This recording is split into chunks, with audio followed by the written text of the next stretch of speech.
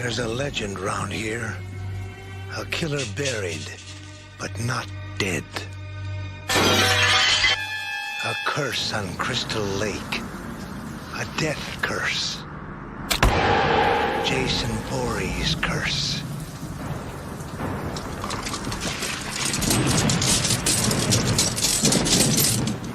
They say he died as a boy, but he keeps coming back.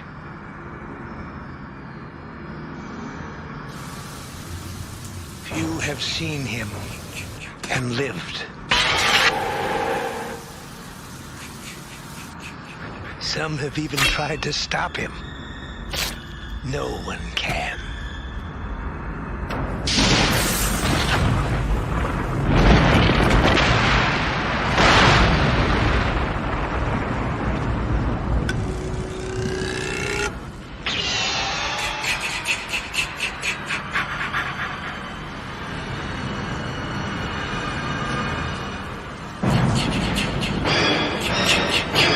Jason's alive.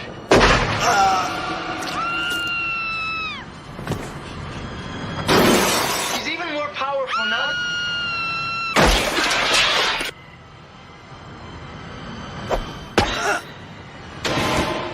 Jason belongs in hell.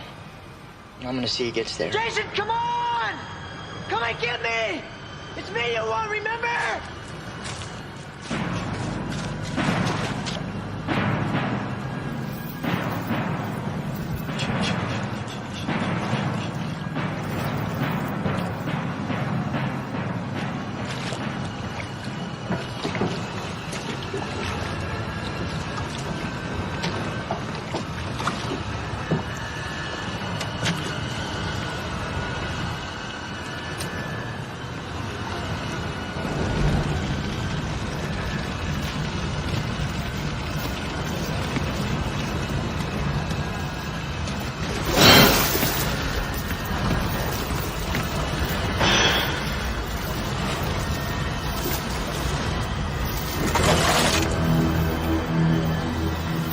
People forget. He's down there, waiting.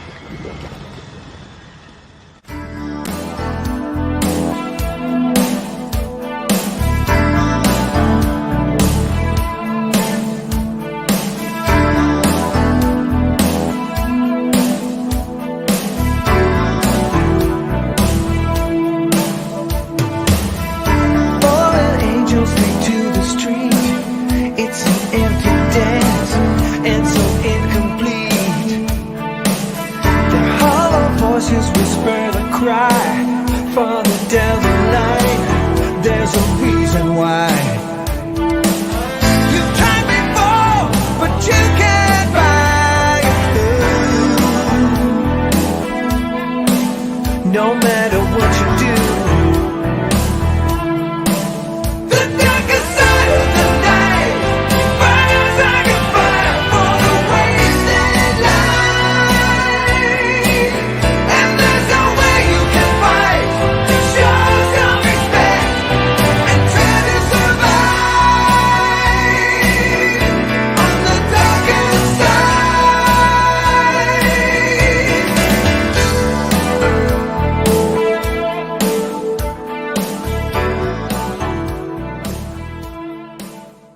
Happy Friday the 13th, everybody. What is going on tonight?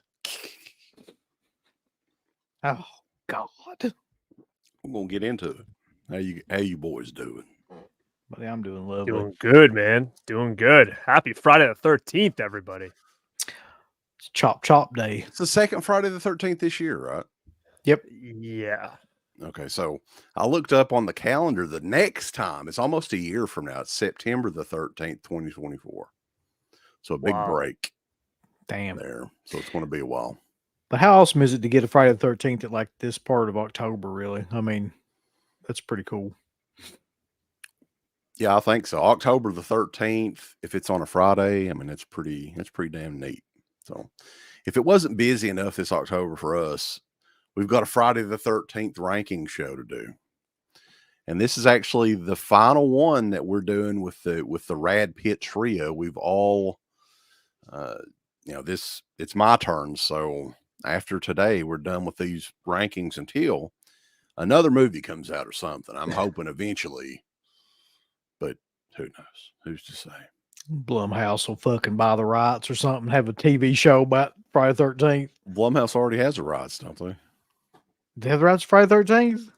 Didn't they buy them? Or I don't know who's got it, man. Well, the I last thought that heard was is what, Halloween. wasn't it a TV show or something they're doing? A24 was going to do the TV show, weren't they? Wasn't that what that was? Wait a minute. Are you telling me Blumhouse has Halloween and Friday the 13th rights now? No, Miramax has Halloween now. Oh, fuck. What the fuck, man? Yeah. Confused. Yeah, They're going to it's been crazy. bring Rick Rosenthal back to make a new Halloween movie. That'll be good. We got a lot of people in here tonight, though. Do a roll call. Ken Carlson, Something Wicked, The Crypt Sweeper, Punisher, Batman fan, Big E68, Witch Hunter, Holly Go Frightley, Wild Wrangler, Lucio Inferno, The I'm Secretly Guy, Cynical, I'm Spooky. secretly guy. Yeah, I can't say that. Okay. People try to get me in trouble on here. Jackson Jack, KB Loves Movies is in the house. Welcome, KB. What's up, sir? What's up, dude? What's going on, man? Kathy S. Adrian James, Sean Fisher, Crash 517 says he hopes David Gordon Green never gets his dirty hands. I don't think you will now. Nah, I don't think so either. Unless they bring him in. Miramax hires him. That's always possible. So lots of people in here. Rockin' Roger. Deep, diddly deep. Rat Hammer. Movie Junkie John. So we appreciate everybody joining us tonight. I'm Planet CHH. He's wanting to know if you're in a good mood tonight, Uncle Bill. No, I'm not in a good mood, so fuck off. It's Friday the 13th and he's got a Terror Train shirt on. He's pissed. That's what kind of mood Right. he's in. What mood I'm in? Fuck you all.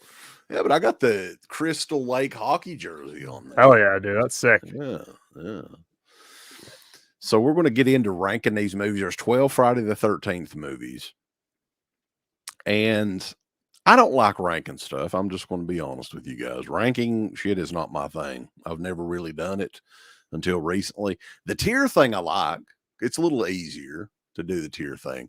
But to rank, like, what is your top pick for any particular movie or franchise or anything like that? I don't know. It's difficult, especially when it comes to a Friday the 13th franchise, which, in my humble opinion, of all the franchises, this is the top. This is top tier. If we ever did a tier list on franchises, That's a good idea. Just do a franchise. We can Right. put everything in the world in there. this has to be the Leprechaun, top Chucky. because all the movies, I mean, even the ones that are really bad are still kind of watchable. But yeah, I mean, as far as overall solid, entertaining movies, this one's got to be the best franchise for horror. at It least. is. It has to be.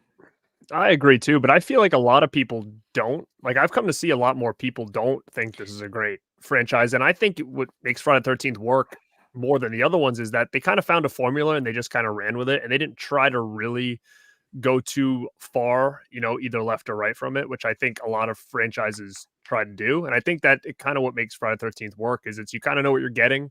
Some seem very similar if you're not really familiar with the movies, but at the same time, I just feel like the formula for this franchise works. And that's why I kind of find it the most fun. Let me ask you this though: Friday the 13th and Halloween are super close together in terms of like what they're like, because Friday the 13th ripped off Halloween. But why do you think Friday the 13th as a series is better than the Halloween series? Because they're really close in almost every way. I'm really drawn to the outdoors, the camp aesthetic. I think is really what draws me. I think that to me just kind of worked. Like I said, I think the Halloween franchise started to get a little bit too, far to one way and started adding like voodoo in there. Like there was just so many things that they tried to add to it where I think this kind of just stuck to the normal formula and just kind of ran with it. So for me, I always kind of found this a little bit more fun just because, again, I enjoy the outdoor, the woods, the cabins, all that kind of stuff. I mean, in my opinion, from Friday the 13th 1 all the way through 8, I can watch any of those, and I don't dislike any of those movies, really. So if you look at the original Halloween franchise, because let's face it, Rob Zombie's Halloween, both of those movies are fucking terrible, in my opinion. Rick Rosenthal, the Resurrection is horrible as well. The David Gordon Green trilogy, it is what it is. I like the first one, the other two, eh. So let's count the original franchise. I mean, after part 5 on Halloween, that sucks. Part 4 is okay. A lot of people hate part 6. I like part 6. And then, I mean, to me, it's like Halloween is less of a strong franchise of those original movies. I'm not even including those shitty ones after like 1998. Yeah, I don't know if you guys felt this way, but I always felt kind of as a kid that after Halloween 3, before they got into like H2O and stuff, they just, I don't know, they felt a lot lower in budget. Like they had like a weird, almost like made for TV feeling. I feel like a lot of them where I feel like Friday the 13th almost came off like, they were all like bigger budget movies. I mean, I don't know if that's a fact or not, but it just came across that they were like just a little bit more cleaner looking, I feel like. Yeah, I feel like Friday the 13th started off looking worse and then like got Right. more of a budget as the time Sure. went by, with the reverse happened to Halloween. Like, Well, the thing it is looks better than just kind of declined. really once New Line got control, they got too big of a budget and it kind of lost something along the way, in my opinion. But we'll get to that. So you want to go with bottom bitch for this list? Let's just call it bottom bitch. Let's do that. This was not difficult for me at all because This probably had to be easier. It's really not even a Jason movie. It's Freddy versus Jason. Jason is a big pussy in this movie, for one. And another, it's like he's just a big, he's a big dumbass in this movie too. Freddy Is. Freddy's outsmarting him. Freddy's getting the best of him, and he's a really stupid look in this movie as well. Like, I don't mean he really looks stupid. Like, he's got like a combination hybrid of like the mongoloid kind of look from part 2 mixed with like something else, like really bad suntan or something. It's a ridiculous looking. I feel like Jason. this was a bad time for horror movies too. Just the look of them, and I can't remember what time. This may have been before the Texas Chainsaw remake, but I like to blame everything on that. So I don't know if that's what made this movie look the way it does. Definitely the remake of Friday the 13th, directed by the same damn guy, but we'll get to that a little bit later. This is just not a very good movie either, man. Like, it's one that I never, ever want to rewatch. Ken Kersinger is a horrible Jason. No, I don't. Kelly Rowland, yeah. I'm begging you, and I've said this before, to go back and watch everything she does in that movie. That's one of the worst performances, man, from somebody that, like, I know they're trying to put her over because she was a big singer then, but she had no business trying to act in anything. And well, that stuff with her and Freddy is just awful. I remember though, like, people back then, you could get away with a lot more than you can now. But I remember even then, the one line about Freddy's sweater. Yeah. In the theater, I was like, holy shit, they're saying, I can't believe they said that, but they did. So that hasn't aged well. And it's surprising too, considering Kelly Rowland was in Destiny's Child at the time. I think they were still and that was kind of a pop music act. That's probably when Beyonce kicked him out and she was like, shit. She's like, oh, hell no. Yeah, it had a lot of bad CGI too in that too. Like some of those scenes, like with those, what was it? Like a snail or something? Like, what did he turn into? Like a caterpillar? Like that stoner guy turned into like a weird caterpillar. Oh yeah, I forgot all about that. But you're right. And then when he chopped off her nose, it was like kind of a CGI effect. That was the worst. That was some really bad looking CG too. The only good thing I can recall from this, and it's not even that good because they were stunt tits, was Catherine Isabel's shower scene. Because I was thinking it was real, when I watched it, but it was, not real. this played well in the theater, but when I watched it back on DVD, oh man, just this is easily the worst though. Here's what's funny about that movie Popped too, up is it instantly. they had like 10 different scripts for it, at least, and that's the one they chose. They're like, yeah, well, that's the best we got. And it's Yeah. like that movie is almost incoherent in a It lot of ways. I It can't was a figure out what the hell's 10-year going deal on. too, man. They worked on this movie for over 10 years, and that's what they gave us. I can't believe they couldn't figure out anything better than that. But I don't have any kind of problem with that being at the bottom of the list, really. Yeah. Bottom level. I don't think the chat's really complaining too much yet either, but you will. You'll complain very soon. So yeah, number 12, Freddy versus Jason. Ronnie Yu was the director, right? Same guy that did Bride of Chucky, which I like a lot. I don't think it was his fault though. I don't want to blame Ronnie Yu very much. No, you shouldn't. You know. You shouldn't.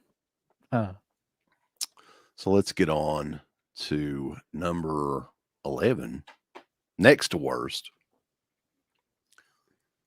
You shouldn't be surprised.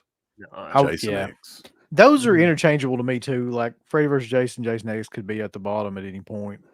Really. Yeah. This was another one that was shelved for a couple of years before they finally released it. And I think part of it got out on the internet, like in the early days, like a bootlegging movies and stuff. But this is just has a certain level of just genericness to it. From pretty much the opening, like even the opening credits, it looks like something that would be on the Sci-Fi Channel that Jason Statham would be in or something like that. Something just really generic. And there's some good aspects to it. A couple, you know, the frozen head scene where he smashes the girl's head against that's pretty memorable. And then the scene where he goes back to Earth, back in like, what is it, Earth 2?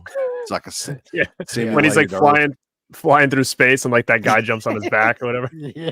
I can remember being in the theater. My friend Keith standing up. What the hell is this? The guy's like riding on Jason's back in space. See, another weird component to the movie is the beginning too, with freaking David Cronenberg out of nowhere. Yeah. Like I'm like, such an odd scene. Something that I forgot to, like I watched a little bit of this today. I couldn't go through the whole movie. I just couldn't do it. I just, but like the opening, I think it's originally in 2010. And then Jason and this girl's cryogenically frozen to the year 2455. And they're both thawed out and everything. And Jason goes on his big killing spree pretty much instantly. But yeah, David Cronenberg's in. It's Canadian. It looks like something from the Sci-Fi Channel, circa 2002. It really does. Yeah. 2001. What year did this come out? 2002, it says. What do you think of the Uber Jason, though, in it? The Android upgrade Jason. I thought it was fine. I mean, it was something different, but again, I would prefer the earlier Jasons that we got in some of the earlier Friday 13th personally, but I thought it was something different. I mean, it's memorable for sure. The mask is memorable. I think the poster art is super memorable. I remember seeing that standee or poster in my theater and kind of being like, whoa, what is this? I do like the artwork. I'll give it that. But yeah, Sean Cunningham. I mean, I like Uber Jason, but it's kind of like whenever I see that outfit now, it kind of reminds me of like the shit they had on Super Shredder. Like the same. It does. Like, yeah. I don't know, plastic looking kind of thing. And this movie is just boring too. It's not really, I mean, there's a couple of memorable scenes, but the problem I have with Jason in this is what was the deal with the hockey mask and stuff? Like that looked very bizarre. Nothing close to what he wore before. You mean before he turns into Uber Jason? Yeah, like that's one of the worst looking like Jasons before he actually like kind of turns into that. I don't even remember it really. I just remember he had kind of like just little pieces of hair or something, didn't he? Like what was and he was all frozen. I don't remember what the mask looked like though. It was like almost like a skewed version, like a small version of the hockey mask that it just looked bizarre. I don't know if anybody's got a photo they can throw a link up on here, however you do it, but it's definitely different than what he had. He didn't have anything remotely like that before. I'll tell And you. Oh, go ahead. Sorry. even on the cover, I don't think it looks like much of what, like on that side, what they used in the No. movie. So, Was what were it? you One gonna- of the. Oh, go Go ahead. ahead. Gary. I just didn't remember. Was it really dark? I can't remember what. Yeah, I mean it's lit pretty dark too because I don't think they wanted people to see it very much. But I mean, remember there was some of the masks that were like almost like brown looking. I it didn't is know if that was- brownish. Like yeah. Yeah, it did look like a shrunken head person in Beetlejuice. Like his Yeah. head was really small in it, yeah, and it had like peach Oh, fuzz yeah, on yeah, it. yeah, I do. yeah. remember That now. yeah, that was ridiculous. But one of the worst parts of this movie to me is the music. It sounds like that fucking space music they got, which is kind of like elevator music. It's always going in the background when they're up when they actually go to space or whatever, and it's like just that soft kind of in the background. It's like when you go to an aquarium, the music that they have on, and it's just there's nothing about it that's exciting, and you just kind of feel like you're drifting through some sort of fucking nightmare. It's just super boring. And the cast too are just totally like, and I know it, I understand, like it's it's Friday the 13th. You don't have to have name cast in it, but they're just bad. Like it's just a bunch of bad acting. A bunch of people you don't give a shit about. Just- You're generic.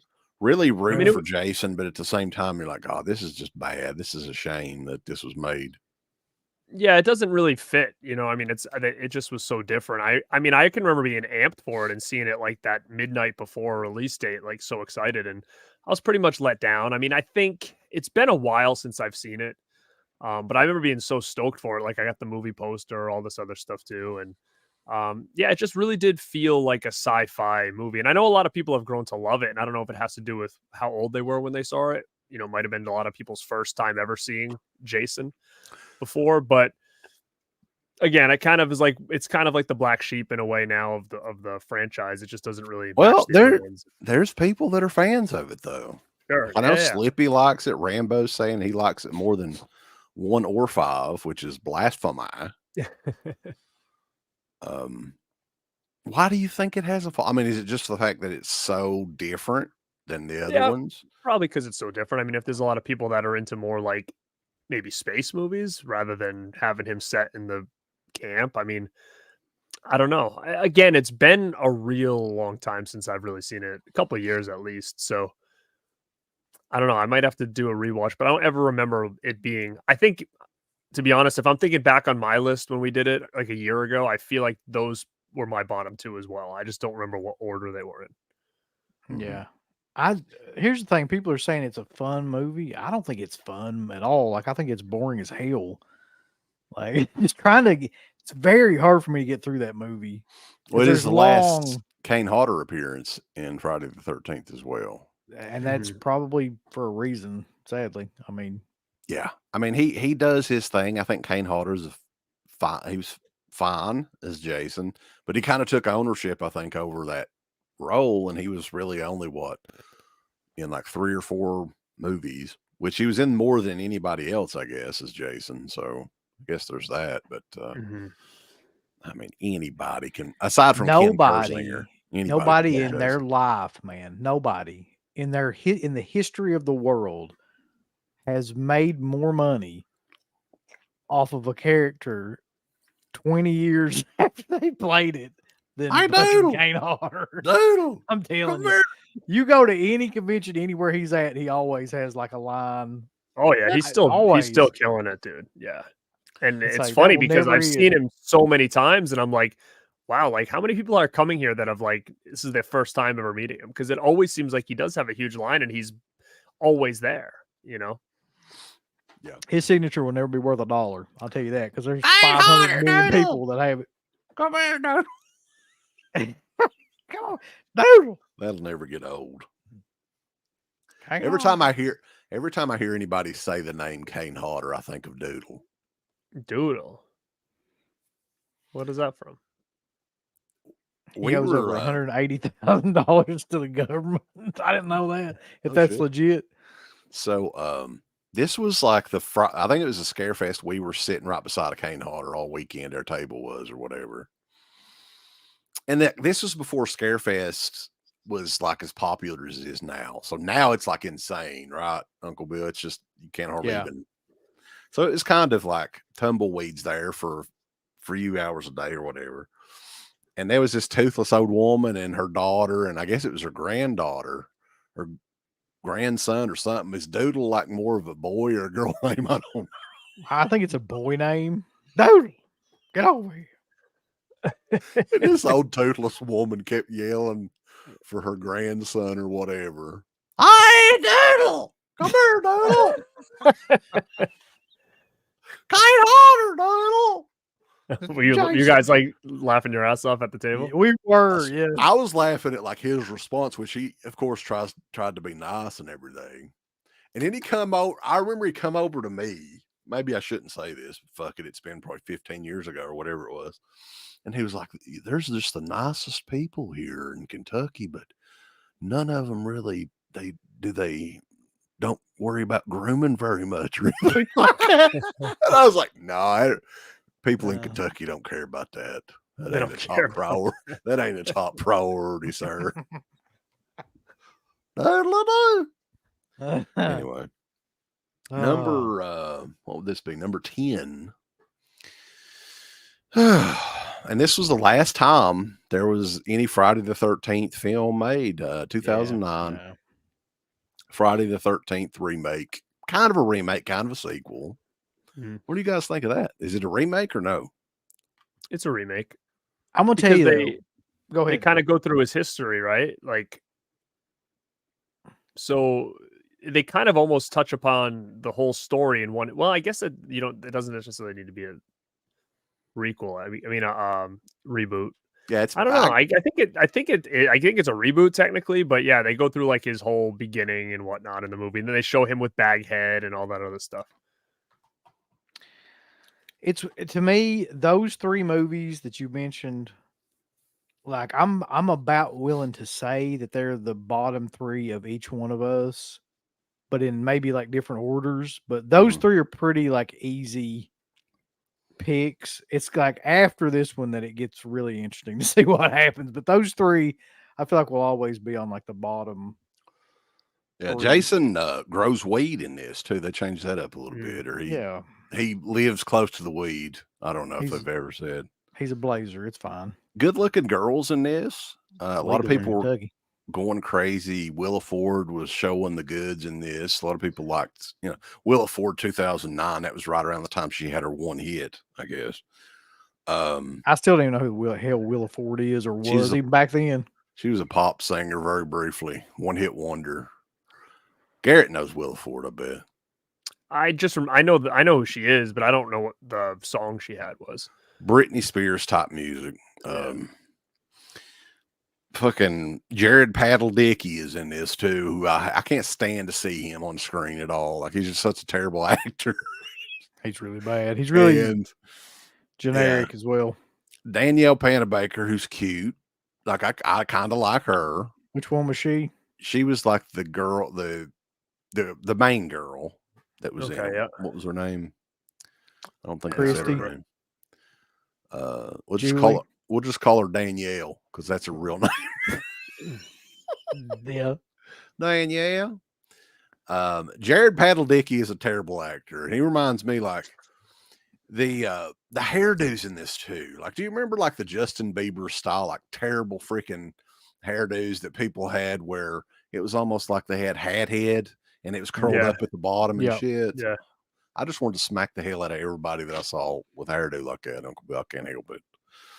Yeah, this is a really interesting movie, though. I mean, in so many different ways. Jason grows marijuana, and there's some kids that go to a party, and it's at a Sets lake. and traps. Sets traps. Yeah, McCord Jared loves Padalecki. Jared Padalecki. I agree with somebody who said that Derek Mears was a good Jason. I thought he was. He good was a Jason. great- Yeah. I agree. I think he was a great Jason. I always That's say about how all bad I I can say. feel for him about that because I talked to him when that thing was about to come out, and he was like, "I'm signed on for multiple movies." He was all like stoked. I mean, Oh, imagine yeah, getting that. Imagine getting that contract to be you're the next Jason. Yeah. He must have thought his career was golden for a while, and then You know what he I is though, Garrett? still don't. Well, he's not Swamp Thing either. Like that. No, That was another one that Yeah, he that was all was excited. I brief. got Swamp Thing. I'm gonna be in the show. That like Oh, lasted you're like not. a season tops. Like the half a worst season. look of anybody. I do. I feel like that. And he's such a nice guy when I met him. And it just sucks that he got these big roles and they just kind of like shit the bed. Now, I don't remember why that had to have been a success, that movie. So It why was. was there no sequels? I don't know what happened. I forget. I mean, I'm sure it's been talked about. I just don't really remember. There were Doodles there were anyway. rumors for a while, and I think Derek Mears was even attached to be Jason in it. Derek Mears is a freaking one of the nicest guys of all time, by the way, too. We But, interviewed him back in the day. Unfortunately, though, he's a good man in a bad time. Yeah. Mm, I mean, great song. technically, he's like, he could still be Jason, right? But I don't think that they would do it. I mean, it's been so long, you know, there's a new reboot. If this ever, you know, if they ever do restart the series, it's going to be a complete reboot, I'm sure. Yeah, at he'll this not point. be in it. He lost his shot. He had one shot, and unlike him, One he shot, blew it. one opportunity. Yeah. Yeah. An opportunity once in a lifetime, yo, and he blew it. Passed him by. Remember they were gonna do like Jason in the Snow? Wasn't that like the rumor for part 2 or something? Yeah, which That was a was- good idea. Yeah. I mean, they kind of did that with the Never Hike Alone. Oh yeah, that's or right. whatever. Yeah. So I mean, that would have been cool. But yeah, I mean, this one's not horrible. Like I could watch it again. It's just parts of it are really slow. Some of the characters in it are.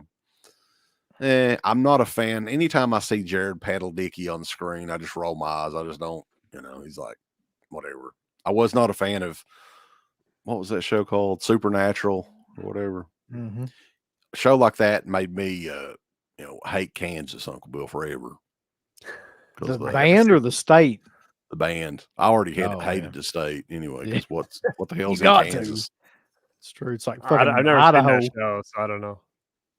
We reviewed. I think they sent Uncle Bill like a couple of seasons of it back in the day. That's how I They watched did. it. Yeah.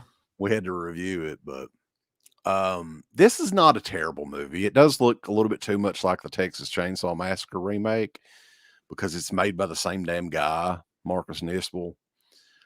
Way better than that movie. I will give it credit there. So number, what is it? 10, Friday the 13th from 2009. So 14 years it's been. Almost 15 years. Oh, that's insane. Wild. Yeah. Yeah. It just shows how Sad. time is like flying because that to me doesn't feel that long ago. Like in my head, I'm thinking like 15 years. I'm like, oh yeah, it was when Scream came out. Like I'm so lost when it comes to time, you know? Right. Yeah. I mean, time definitely moves a lot quicker nowadays. So Yeah. yeah, a lot of people, like I know Rambo's a huge fan of Jared Padalecki. I would have never thought that. Hmm. That surprises me. So let's go on to number 9.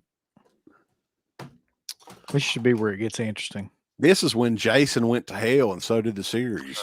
I knew this was where it was going. I mean, I would have to agree with that pick because I'm thinking back at all the other ones and I'm like, I guess this would have to be right here. And I'm pretty sure that this order right now is exactly what mine was up until now. Like it had to have been, unless Hell and Remake were switched, but I think it was probably this. I don't see any other way I would have done it. Where y'all should Yeah, buddy. get Uncle together Bill. Jason Goes to Hell, though, is the only Friday the 13th film that I saw in the theater twice as a kid. I was so excited. I can remember this. This was 93. I think it was like the summer of 93, like May or June when it came out. And it was, of course, a Friday the 13th. They knew how to market movies back then. This was back before they had Halloween movies in freaking August. It was sold out. Mm-mm. First time I tried to go. We had to go. We went all the way to Ashland, which is like an hour and 20 minutes from here, to see it because no theaters around here had it, and it was sold out. Had to go see The Fugitive with Harrison Ford and Tommy Lee Jones instead. I still remember that because I was so mad. But I did finally watch it. Were you do you think you were like a freshman in high school when that came out? Because I think I was in like 8th grade or something when that came out, or 7th grade, I feel like. What Yeah, I year was did that in come like out? 93, so I would have been like in 8th grade, I Yeah. think. All right, I wasn't so I in high wasn't school even- yet. Years of Adams Middle School, bulls. But I liked the movie when I first saw it, and I still kind of like it. You know, I mean, it's different, but Jason's barely in it, man. Like, and a lot of the argument is, well, people go back, well, you love part 5 and Jason's not in it. Yeah, but at least it's a guy in a hockey mask. Like this time, it's fucking just whoever. It's the guy from fucking No Holds Barred is the killer. Fuck yeah, Perry. You said it. Fuck the haters. Part 6. Yeah. Listen, here's the thing about it though. Stephen Williams gives an awesome performance in this movie, even though it's insane and it makes no sense. The dude that was in Friday the 13th, the series, is awful in it, but there's some other like supporting characters that are kind of memorable. Plus, it probably has the most, like one of the most memorable kills in any of the Friday the 13th movies. And you know the kill that I'm talking about, like in the uncut version. Yeah, dude. The first time I saw this movie, we my buddy Mark and I rented it when I slept over his house, and we had like a marathon with all the different Friday the 13th. And I can remember we watching this one like in the morning, like around breakfast time. Like we're sitting in the living room watching, that scene came on, and his parents were like sitting like at the kitchen table, like behind the TV. And we were just sitting there like this, like because again, I think I was in probably 6th grade when this came out or something. So we were still kind of young, but it was just so funny because we were both sitting there with like our mouths wide open because that scene that came out, we were like, oh my god, what is this? This is the best movie ever. It's because of that. Yeah, I mean, it's a great scene. Was that the first like uncut, like unrated VHS tape? I can't remember anything before that. I don't know. I think it could have been for sure. But that's another iconic, even still, no matter if people love or hate the movie, iconic movie poster. Yeah, the promotion on it, like where is the chrome mask in the movie? It's nowhere to be seen, but it's killer promotion. Scott has just put his social security number in the chat for some reason. Another one I remember seeing in the theater, like the poster or standee, and being like, "Whoa, this is so cool with the chrome!" Like I can still visualize seeing. To me, it felt like a standee in the middle of the thing promoting it, and it was so cool to see that chrome mask. But unfortunately, like you said, it never really. I wanted to mention this to you, Garrett. I don't know, like they were giving me a hard time in that last tier list. Were you a fan of Megan the movie and the character? I loved it. As far as modern slasher villains, in my opinion, Megan is right at the top because there's none left. I mean, you got Megan and you got Art from Terrifier. Yeah. I mean, who else do you have? I think Megan's good. I think we all like that movie. And I know people were fucking losing their minds about it when we did that tier list last time. I wanted to put Megan at Slashtastic. That was at the top tier, but this was the bottom tier list, right? So it's not like I was putting Megan up with Freddy and Jason and Michael Myers and Leatherface and stuff. No, it's one of my more favorite horror movies of the last couple of years. It to me is, again, it goes back what I said about something like Talk to Me. It's the concepts aren't super original, but they were able to twist it to make it as original as possible. And I appreciate that. I mean, it's better than just having remakes after remakes and reboots and requels. Like it's original enough, and I'm excited to see a sequel to Megan. Oh yeah, I think they can make a whole franchise out of it, and I hope they do because they're onto something with the character. Mm-hmm. What do you know? Melody's in here. Hell yeah, Mel. Where's Uncle Rad been? I ain't heard from that little piece of trash lately. I know he got all upset. He kind of. Jason Goes to Hell. Okay, you mentioned Stephen Williams' character, Uncle Bill. I don't have anything against the actor. I mean, he was a fine actor and everything. Yeah. But that made no fucking sense. Nobody I said it didn't make any sense, but it said that he just did a great job playing like a crazy bounty hunter-ish kind of guy. How hard would it have been? And of course, you couldn't have got Stephen Williams because he's an African-American guy. Tom Matthews, get him he's turned into a bounty hunter. It's his mission to kill Jason for good. I would have loved that. Instantly, it would have brought it up a couple notches. Come on, Jason, I'm bad for you, you fucking pussy. I would have loved that. I love Tommy John. Now, why? Why do you invent a fucking character that nobody knows when you could have easily just done that? Yeah. Legacy characters. They weren't thinking about that, were they? No, they're trying to make new characters. They're trying to bring in the the new Creighton Dukes come in. Jackson, Uncle Rat has his soul locked inside that old laptop, and you brought it straight to hell. He's stuck in the laptop. Anything Been else a lot about of fun. Jason Goes to Hell, the final Friday? The end of it, of course, everybody loves the end where Freddy's glove drags Jason's mask to hell, of course. But it would be 10 years before that movie ever came out, which is interesting. Yeah. Mhm. I don't hate it as much as other people, I don't think. Yeah, I think you like it because it looks like an X-Files episode. It does, actually. It really does. Maybe that's it. And it has people from the X-Files in it too, so maybe that helps. What if they could have I don't hate edited- it. I actually don't hate any Jason movies. I don't hate any of them. I just would say that if I had to choose where this went, it would probably go right here for me. Yeah, I don't hate it either. I mean, if I'm in a mood to watch a different Friday the 13th movie, this is the one that I go to all the time. Right? The other three that we mentioned on here, I don't know. Nobody goes to those. This is the one I go to. But with a few small changes, man, it could have been really good. I thought Leslie Jordan was great in it. Somebody mentioned him earlier, R.I.P. I think he's great in anything that he's in. One of the best scenes in the movie, though, is whoever that woman is that's supposed to be his wife or whatever, where Jason just elbows her in her face and she turns around and her, like, you know, they Yeah. got the prosthetic Her- makeup thing where her, Her mouth's jaws like off, yeah. or whatever. caved in. That's so hilarious looking now. Just go back and watch that. I think this came out at an interesting time too, because 1993 there weren't a lot of slasher. There weren't hardly any slasher movies, Mm-mm. especially in the theaters. So this is kind of an anomaly, I guess, of the words for that time period. And it feels very 90s to me. Like it's got a Yeah. 90s aesthetic to it. Like you said, it does feel a little bit like an X-Files episode. And I do appreciate that about it, is it just has a different feeling, I think, than any of the Friday the 13th movies do. All right, boys, y'all ready? Because people are going to start getting mad right about now. I know which one it's going to be. I know which now. one's going to be. Yeah. I think I got a good idea. Let's see if I'm And- right. John Carl Bickler was a good I friend knew it. of ours. Fucking knew it. We interviewed him before. Great guy, great prosthetic, guy, makeup effects guy, and everything, but just not a good director. And maybe if they would have kept the unrated version somehow around, and we could see like the uncut gore sequences, it would bring it up a notch or two. But those were edited out, and what we did get was just a generic, slasher movie with really no. What's weird is I liked this movie when I was a kid, and there's a couple of these that have aged really poorly, and this is one of them. It looks totally generic. You have like a zombie dad at the very end coming back, and I'm like, what the fuck is this?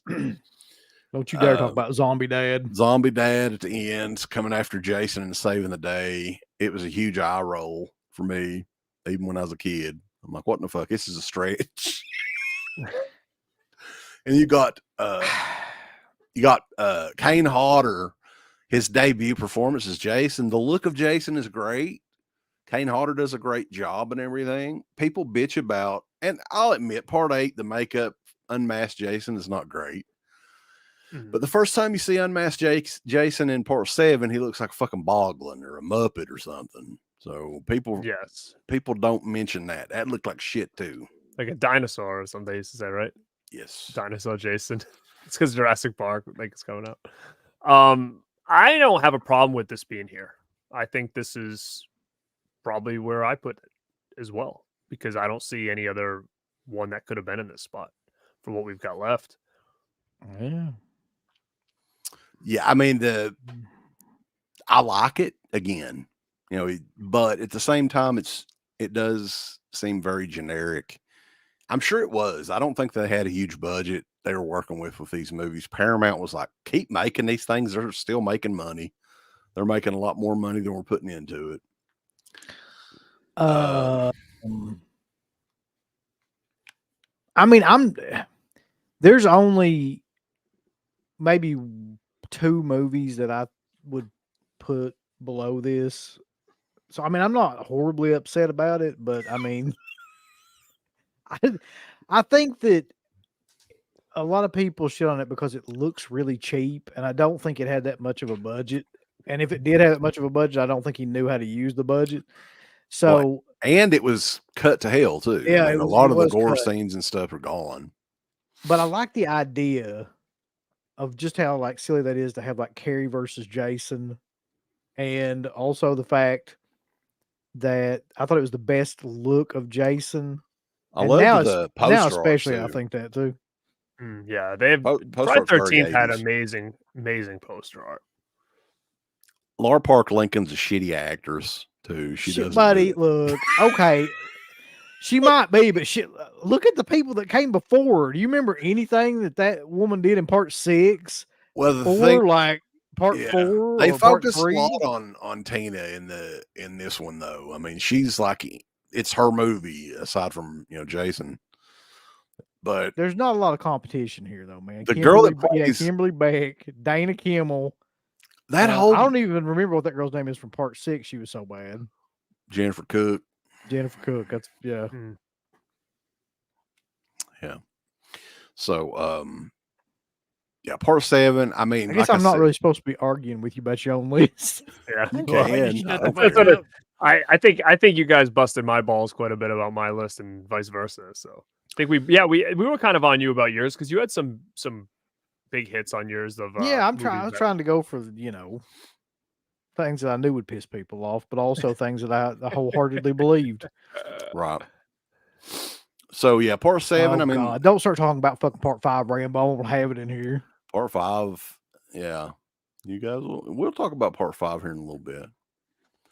But part 7, man, like it's a lot of people's favorites too. Like I think it's Steve's favorite. It's one that just hasn't aged as well for me. I like it, but I've got to rank them both. I've got to put it at a certain point, and that's where it would be, right? So continuing on, You gotta do what you gotta do. Don't some of do these it. movies I really don't even want to talk about too much, but Don't even do it. Right it now. is what it is. I Where's wonder this what one he's gonna at here? do now. I know what he's doing. You think? Yeah. And I like this movie too, man. This was the first Friday the 13th movie that I ever saw as a kid. This was the first Yeah, one that I know what he's rented. doing, too. So you got to kill or be killed with Friday the 13th part 6. Yeah, you know what though? Correct, sir. Correct. People talk about that movie all the time. That movie ain't no count. It's just What? not. Part This? 6. Part 6. Yeah. I know that was where you went last time. I think that was like that was the shock for everybody, I think, on yours because in my opinion, I think 4 and 6 are the fan favorites easily. Yeah, I mean, people love to fucking jerk off to part 6, but to me, it's just absolutely like it just misses the entire essence of like what a Friday the 13th film is. And if you like that, then that's fine. But It's I like don't- a MTV Jason movie. Like it's definitely I don't know how big of a budget he had or whatever. But Tom McLaughlin, the director of this, did a fantastic job making it look like a big budget movie in a lot of He scenes did, and yeah. stuff. he So did. we'll give him that. The look of Jason in this, I just hate. I'm not a big fan. Like the opening scene where the maggots and shit's all over his face and he gets up and everything is cool. But then he has like, what does he have? An army shirt on and a fucking like he's just, I don't know, it just doesn't work for me. Tom Matthews does a good job in it. I get a kick out of Tom Matthews Yeah. in anything that he's in, as you guys know. And the end sequence in part 6 is pretty iconic as well, where he's like, "Come on, Jason!" he's like tying him up with the chain and stuff. Come on, I'm gonna throw a chain on your neck. It's a plan that I've done. Pussy. He's I'm having like gonna- a Russian chain match with him or something. He's That's pretty much it. I wanna get like a some hardcore- I wanna get some gasoline and squirt it all around the boat. And throw a chain around your neck, you little pussy. I like Come how it makes on. him seem like just an incompetent idiot because I mean that voice. He's like the pit bulls or something. He's like putting it on his neck. uh, Jason Making him- belongs in hell. He's trying to make him look like Hercules Hernandez or whatever. Oh God. That plan worked though, Oh. Willis. He got Jason Oh, my chained God. down there. And what's weird is there's a dummy at some lake. I don't know if it's in Michigan or somewhere. Somebody actually made a Jason Voorhees dummy and put him in the Put bottom him of in the the lake. water. Yeah. That's funny. Yeah. Yeah, it's so cool. Scare the shit out of somebody one Very of these cool. days. Oh, of course. The cast in this is not a lot of throwaway. There's actually little kids in this too. None of them get killed, unfortunately. Like that's what I was waiting on originally when I was a kid. I was like, oh, Unfortunately. are they going That's to a murder some shame. of these little kids? Because up until this point, it was set at like a camp, and you never saw kids until part 6, right? Was that the first one where there were little kids? I think so because Yeah. it was always just kind of Well, if you don't teenagers. include Corey Feldman, I mean, he was a little kid, I guess, but not like But campers. he wasn't that at were the little camp. kids. Yeah. Meet Tom Matthews at a convention, get him say, "Come on, Jason, you pussy." But they have part 6 is like one of my favorite characters in the whole franchise in it. His freaking Court is like my favorite. The dude who Tom Fridley. Oh yeah, I love that guy. Yeah, Alice Cooper, the music video and everything too. That was sort of the big thing. And I did have Garrett's cosplay on here. I was hoping he would be another part 6 character, but I think you run out of them, didn't you? I actually was thinking about it because I know I was Court the first time and I was Tom Matthews the second time, and I was like, do I have anything else? And I did a little bit of research, but I didn't have anything I could have did. I thought about it though. You could have been Horseshack or whatever. I forgot what he had on in it. I was checking to see what Corey Feldman had on in it, but it was Be like the dad that a had that brown ridiculous polo, like whatever. fur fucking jacket on. But again, I know some people are flipping out. Like, I like part 6. It's not that I don't like it, but I have to rank these. So, Mhm. Yeah, I don't like it. Shitty. oh, come on. Man, I like never watched that movie. Like, I never go back to that one. I really don't. It's got the worst characters of the whole series, in my opinion, except for Tom Matthews. Now, this is one too that may surprise both of you guys, which we're making really good time with this. So I guess we can bullshit a little bit. I know what it is. I already know. I've seen this movie probably more than any of the Friday the 13th movies over the years. I don't know why. And I like it. I do like it, but I have to rank them. And that is Friday the 13th, part 3. Oh, no, I didn't. 3D. I didn't see that coming at all. Mm. Look, here's the thing about that movie, and I'm hoping that you'll get to this when you talk about it. It has like some of the most ridiculous characters, like stereotypical characters, like Mhm. just Tommy Chong. his yeah, wife. that you got Yeah, even Shelley as Shelley. well as, yeah. and just it's How about- kind of boring too. Yeah, it's got some boring scenes in it, and it relies a lot on the 3D aspect, which I want to put that over. If you guys ever have a chance to see it, like this Blu-ray here is in the real 3D, the one that Scream Factory did. This works great. And usually 3D doesn't work for me, but it changes the movie quite a bit and does improve it. But we're talking about, just a regular Joe Schmo going and watching it on TV or Blu-ray or whatever. I mean, And without a doubt, I would say of the classic ones, that's probably the worst final girl. Dana Kimmel. oh yeah, I would definitely say Like, that. I mean, even Jennifer Cook, I think I'd put her over Dana Kimmel. The one thing in that movie I didn't like was that weird sequence where she had like that dream and you're not sure if it was real or not, where Jason was trying to get her in the woods. It kind of didn't really make sense. Jason wanted to get him some. Yeah, like I don't know. Yeah. I'm just kind of a little bit like- meh on that part, but that's probably Yeah. that and 4 are my favorite two Friday the 13th movies. And this is the first one I'd ever seen was part 3. I'm telling you, when he was looking in that window at the end without the mask on, holy shit, when I was a kid that scared the shit out of That's me. funny now, though, I'm- man. If you see it, like I don't Dude, know why, I'm- but I die laughing. Fucking about lost my shit whenever whoever was in here called it like Porky Pig. It does look like Yeah. that. Dude, I was a little kid and I was like scared shitless of that scene when he saw him in the window. If I'm not mistaken, didn't Stan Winston He's like, my God, y'all doing? Stan Winston originally did a design for Jason in part 3, and they didn't use it, and they ended up using what we see. Porky Pig, yeah. Hey, boys, you seen my boy John? Yeah. He was creepy, man. Come on. I mean, he was back then. When you're a kid, you don't really think about stuff like that. Now No, you I look didn't at ever it see anything. I never seen anything like that in my life as a like kid. Demon Porky Pig. Yeah. Yeah. Yeah. And you got to think too, this was like the first hockey mask Jason as well. Did he really look like George Jones? Now, come on. That's just such a fucking funny idea. George Oh, Jones. all right. He says on and here come back. Oh God. Poor old George Jones, boss. Leave He's him a little alone. little slothy looking. The first appearance of the hockey mask though was in this one too. He gets it from Shelley. What a stupid character if you think about it now, though. Shelly? Like there's just some dude that's like, I'm gonna bring a bag of props to fucking prank everybody all day. Yeah. Some dude. That's right, boss. Wet Movie is joining us for the Halloween Horror Picks Roundtable on Monday. It's going to be a fun one. You know what that means? Gonna get wet, bitch. Like you. Yeah, we're on Garrett's channel. Good Dave. I cut it off. I know when to stop. Yeah. Steve Miner, though, directed 2 of the Friday the 13th films, and he does not talk about these movies. Why do you guys think that is? I don't know. I don't think there's commentaries for either one of them that he's done. The commentary on this one is from Larry Zerner, Paul Kratka, Richard Brooker, and Dana Kimmel.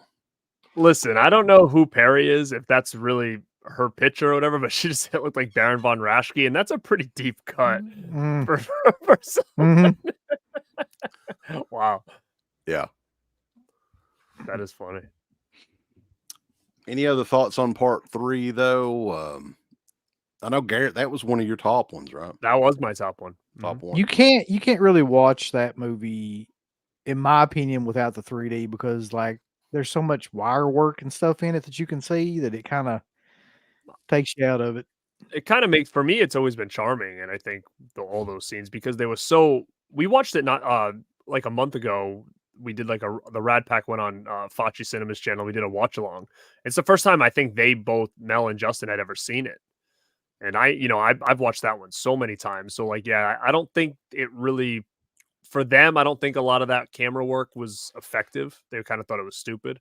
But for me, because I think it was the first one I'd ever seen, and my uncle was really like all about telling me how cool it was in 3D, and look at the yo-yo and see how the stick's coming towards you. So I always had found a weird charm to it, even with like the eyeball on the wire and all that stuff. It just seemed it kind of seemed like a product if it's time, and I think I really appreciated it. But I can see people checking this one out for like the first time and being like, what the hell is all this about?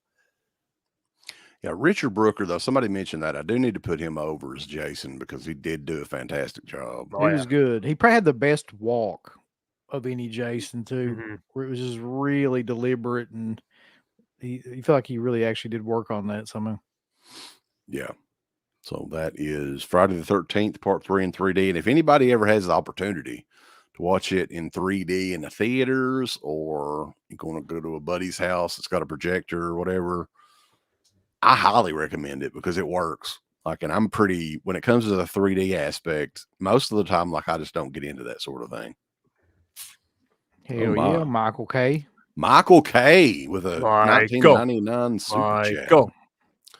His favorite has always been the original and the final chapter. Thank you, sir. 2 great ones. We haven't talked about them yet, so they're up on his list they're somewhere. Coming, bulls. They're coming. They're coming. They're coming fastly and furiously. So wait a minute. Before you pick the next one, what's left right now? So you got 1, 2, 4, 5, and 8. 8. Okay. I know what he's picking now. I want to make some people mad. Yeah, I think I know what he's picking too. I wrote them down. Of the ones left, it's gotta be 8. No. Wow. I knew it was going to be that one or 1. Wow. I know which one.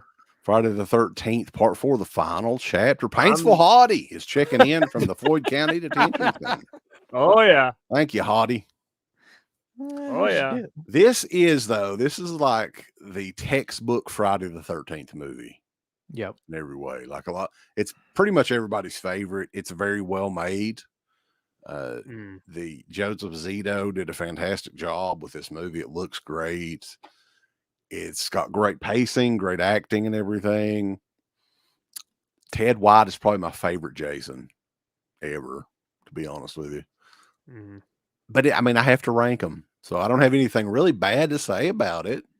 About part 4, Corey Feldman's in it as a young kid. It's kind of right before he kind of took off, I think, in Hollywood. What do you guys think? I mean, I like it. Can I just 1 minute talk about this scene that's always bugged the piss out of me in this movie? I think it's this movie. I'm pretty sure it is. Yeah. Isn't there a scene in this movie where Jason throws a fucking hammer and it like sticks into like a door frame, but the Yes. hammer sticks like with the front end? Yeah, Like, the I've whole always head been of like, it. The Husband, head, not how- the back. how does that happen exactly? Like, no part of it, just like the flat part of the hammer, just like Well, you'd have to sticks have into- a pretty deep gap in between, like the outside of the house and the inside of the house, right? For the head, the complete head of it to get stuck. yeah, it just and the didn't make rest of any it- sense. Yeah, I know what And you're it looks- saying. Yeah, but anyway, that has nothing else to do with the quality of the film. That scene always just bothered me. But this one was originally planned to be the final chapter in the Friday the 13th movies, and you all know that worked out. Didn't last long. No. But yeah, I mean, like I said, I don't have anything, and this is just kind of picking my favorites, if you will, and ranking them. I've seen this movie a gazillion times. I never really ever want to watch it again. I'll probably watch it again when the 4K comes out to check it out. But the twins in this, I like them. They're nice. The double mint twins. Yes. Yeah. Crispin Glover is in this, and he's got a memorable dance in this one. Probably I think that's the best kill in the movie for me. Kimberly Beck, who's going to be at Scarefest, by the way. Yep. Probably one of the reasons Adam I'm Beck's going. mom. Yeah. Yeah. I mean, like I said, I don't have anything negative to really say about it, but I just have to put everything somewhere. And when it comes to some of my favorite ones, this one's just not that high up. I'll watch it. I like it, but it is what it is. The look of Jason in this is really good, though, too. And the death of Jason in this is really good. The way they killed Jason off in this, I liked a lot. Oh, yeah, so good. Very So good. brutal. Brutal and badass. Who would win in a fight, Macho Man or Jason? That's a good question. Well, that would be a tough one, yeah. I guess the Macho Man's going to have to do all the talking, yeah. I don't know, man. Cornholio doesn't agree with you. He just doesn't agree. But it's your list. Well, I'm sorry, Cornholio. Looks like you're a big fan of Cobra as well, so. Yeah. Oh, God. Love Cobra. What, you're not a Cobra fan? It's okay. come Brigitte on. Nielsen looks really hot in it. doesn't she? She does. All right. Don't fucking get Rambo started on Cobra. That's one thing you don't want to do. What does Really he not like piss it or him he off. likes it? No, that's like his favorite film, I think. Oh, it's a great movie, man. I like Cobra. I just, again, I haven't watched it in a while, but I remember Brigitte Nielsen's pretty hot in it. Angel of the City. All right, now we're up to my number 3 favorite Friday the 13th. No, movie. it can't be at a 3 already. It's going to be at 4. You've still got 1, 2, 8, 4. Oh, no, number 1, 2, 4. I'm 8, sorry. 5. Yeah, I skipped one. It's going to say. I know what's next. I gotta do know this one. It's got to be. Ain't no way he's putting anything. Hmm? Nothing. Go ahead. I'd be shocked if this 4. was, This is number 4, right? yeah. Friday the I- 13th. What the hell? Part 8. It has to Jason. be at this Jason point. Takes Manhattan. Well, I didn't boys. think. I thought that was like. For some reason, I thought that was going to be 2 or 1. I really did. Ah, fuck. I ain't that big of a marker this Yeah, movie. I thought you wouldn't were. put it- I thought you were that big of a mark for this movie. You always put this movie over. The big thing with me and this movie, guys, is this is the first one that I got to see in a movie theater when it came out. So I was only 9 years old, getting to see And this had hype to it, man. Like, Wicked. That had wicked hype to it. I can still remember because again, I'm younger than you, barely, but I mean, I can remember this being everywhere. I don't know if it was maybe on commercials from in between wrestling, but I just remember seeing it all the time and I was so stoked for it, but there was no way in hell I was going to see that. Jason on a yacht is what everybody always says. it really is. But I mean, to me, it's fine. I like it. The opening scene too is actually at Crystal Lake. People forget about that. And then Jason swims to fucking the ship out there and gets on the ship.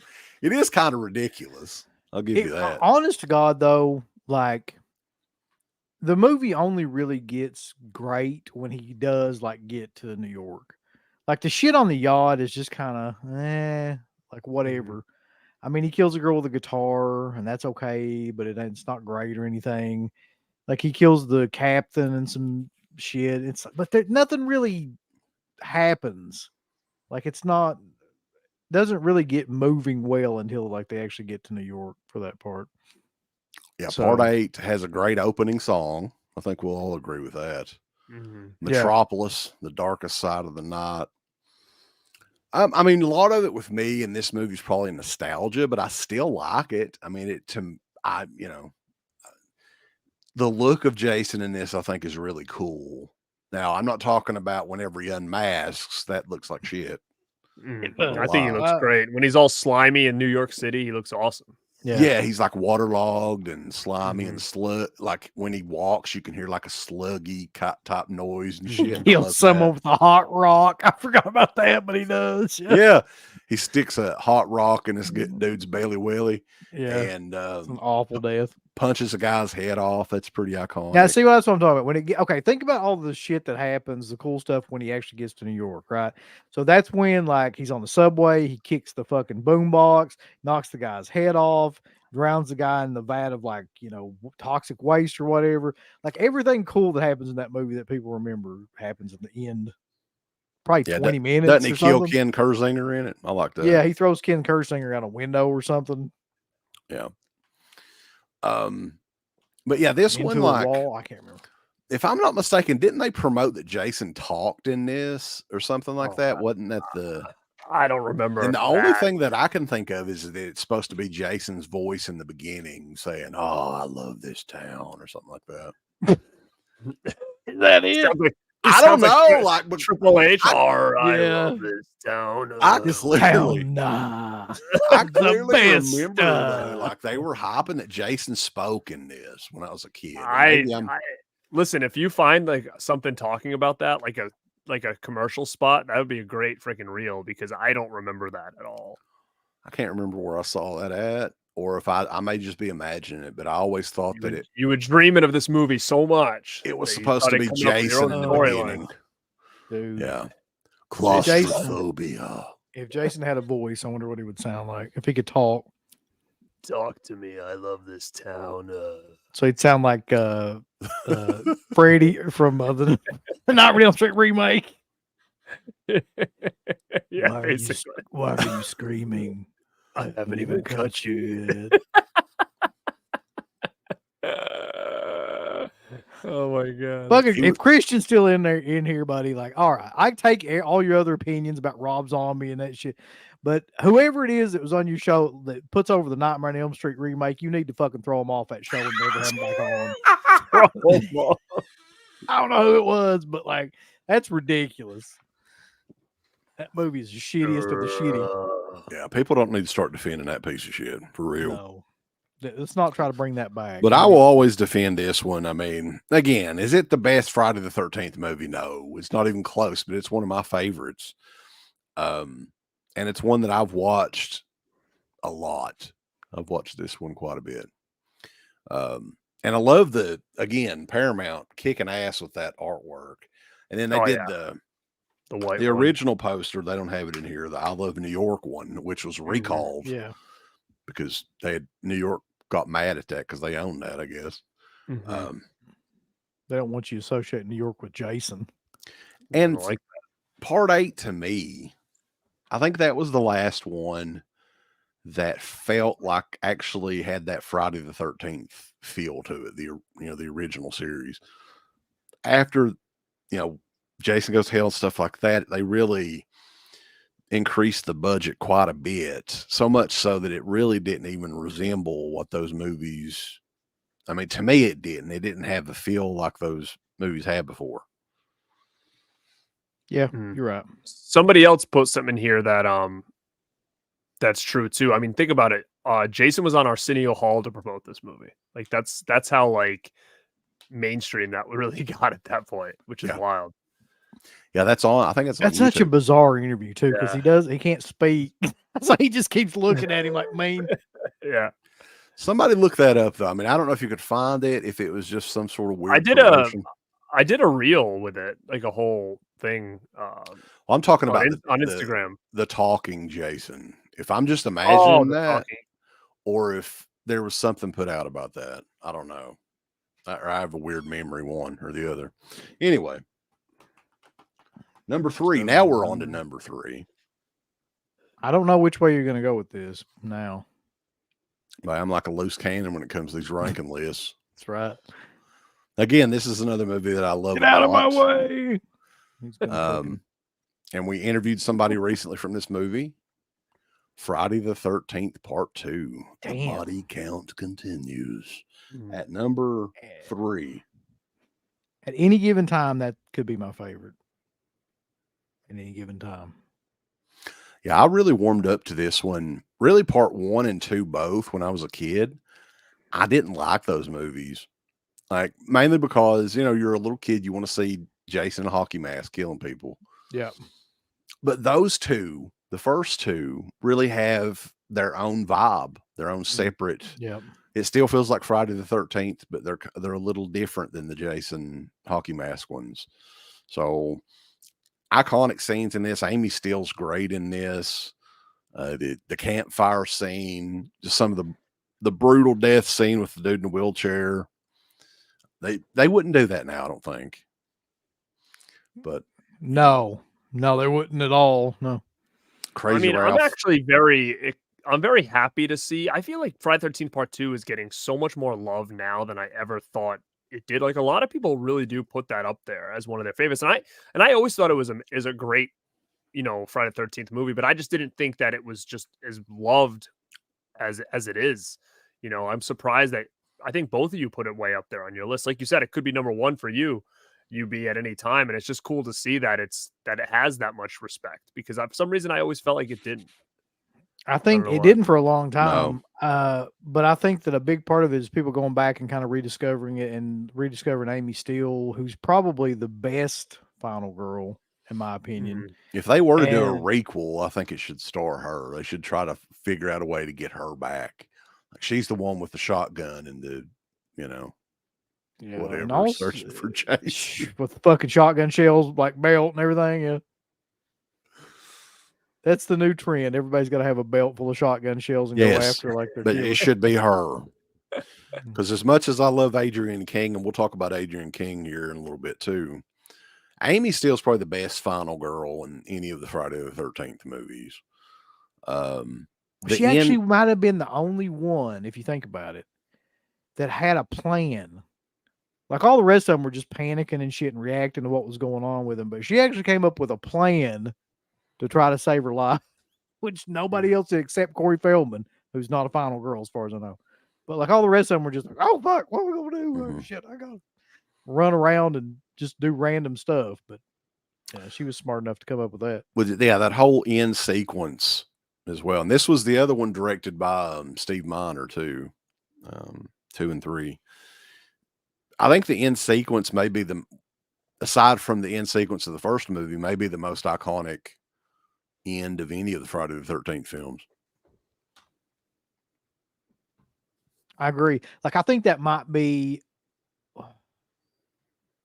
maybe my favorite scene in any Friday the 13th movie. Like that sequence.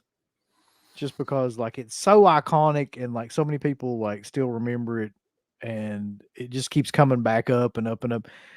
And that head is probably as famous as Jason and everything now. Mhm. You know, Yeah, the, action figures, and they have, yeah. don't they have a life-size replica that didn't Trick or Treat Studios or somebody make that? I'm of sure the they head. make all kinds of stuff like that. But I think they did, or somebody What, did. the mother's head? Yeah. it's Yeah, just such an somebody did. interesting concept, though, man. That's never really done in like a horror film like that, where she tries to trick him.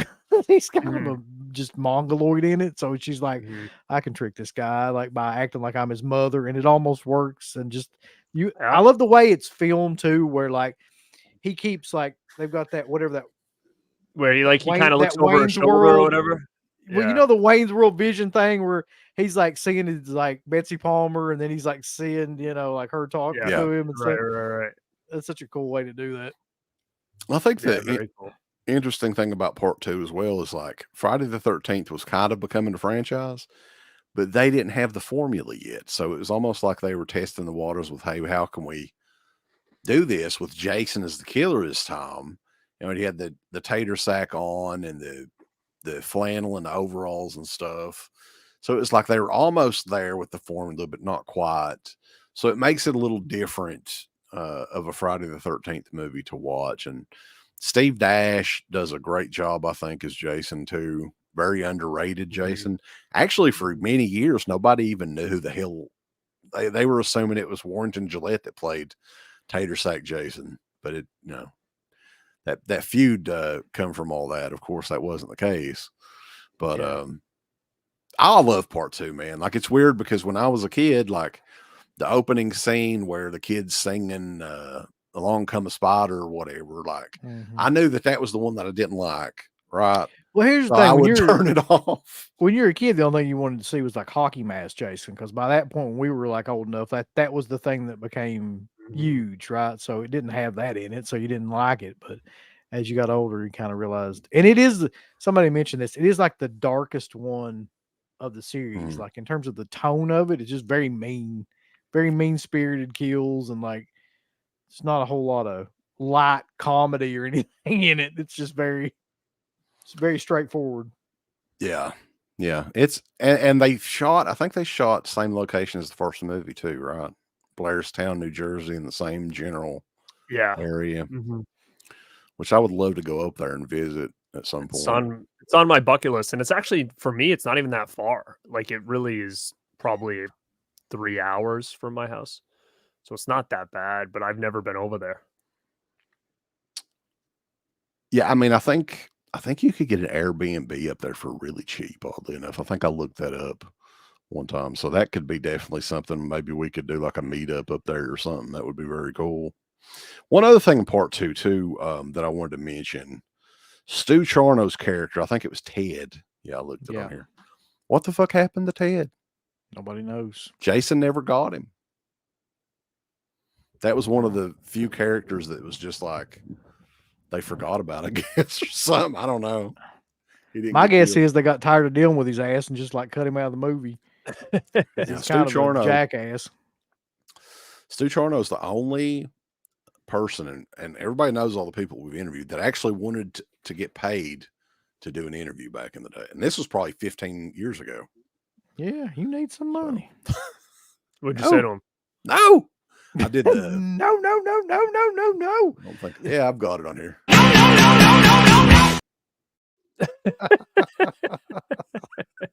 That's what we said, dude. But But at the same time, too, like he insane. he doesn't do a lot of conventions that I know of. You ever see him at shows? No, I never see him at shows. I used to have him on, I guess it was MySpace or whatever back then. And that's where I asked him. Right. But yeah, of course. he said, "Give me money." That'd be $50. $50, bitch. And let's face it, he wouldn't have been that big of an interview anyway. We never did get the interview, Jackson Jack. That's one person we never interviewed, Stu Charno. He's like, I was in Once Bitten, buddy. Fuck you. He was in Just One of the Guys as well as one of the Lizard Bulls. One of the lizard bulls. One of the lizard The guy bulls. that Yeah, has he the had the lizards. Yeah. Yeah, there's a couple lizard bulls though, right? Or am I, No, yeah. there was just one lizard bulls. It was just him. Yeah, it was just him. Now, was okay. he in I don't, you guys probably don't know this movie. I like this movie called Hunk. Was he the nerd in Hunk, or was he not the nerd? I've never seen it. I've not seen it either, I don't think. Oh, it's a good movie, man. We've got like 190 people in here. Woo! watching us Yeah. live. Hit I that think thumbs I up, think we'll people. get to 200 by the time you get to the end of this list. So it's a good opportunity, though, to tell people to go subscribe to Born to Be Rad on And? YouTube. And, of course, Dead Pit. The Dead Pit name is owned by us, not that piece of trash, Brent Turner, whatever the hell his name was, that directed the Dead Pit movie, which is terrible. That's a terrible movie, Uncle. Oh, you talking about Brett Leonard? Brett Leonard. Turner. I think Brett he's an Leonard. attorney. Francis We're not talking about that piece of trash movie. We're talking about Dead Pit Radio on YouTube. Subscribe to both channels. Definitely helps us out. We do multi streams all the time, but we do our separate stuff as well. So We do big shows. lots of big shows coming up. Lots of them. I don't know if we're going to get to for October. It's just insane. But we're lots going of to get to it. lots of stuff coming up on both channels. So definitely subscribe and like and follow and tell your friends, family, and neighbors about. When's channels. the Exorcist one? Is that November? I put it in towards the end of October, like on the 27th, but we can Yeah, I think change we it. can- No, that's fine. I think that should work. Give us some time to watch those movies and probably Masters of Horror. I'm thinking November I agree.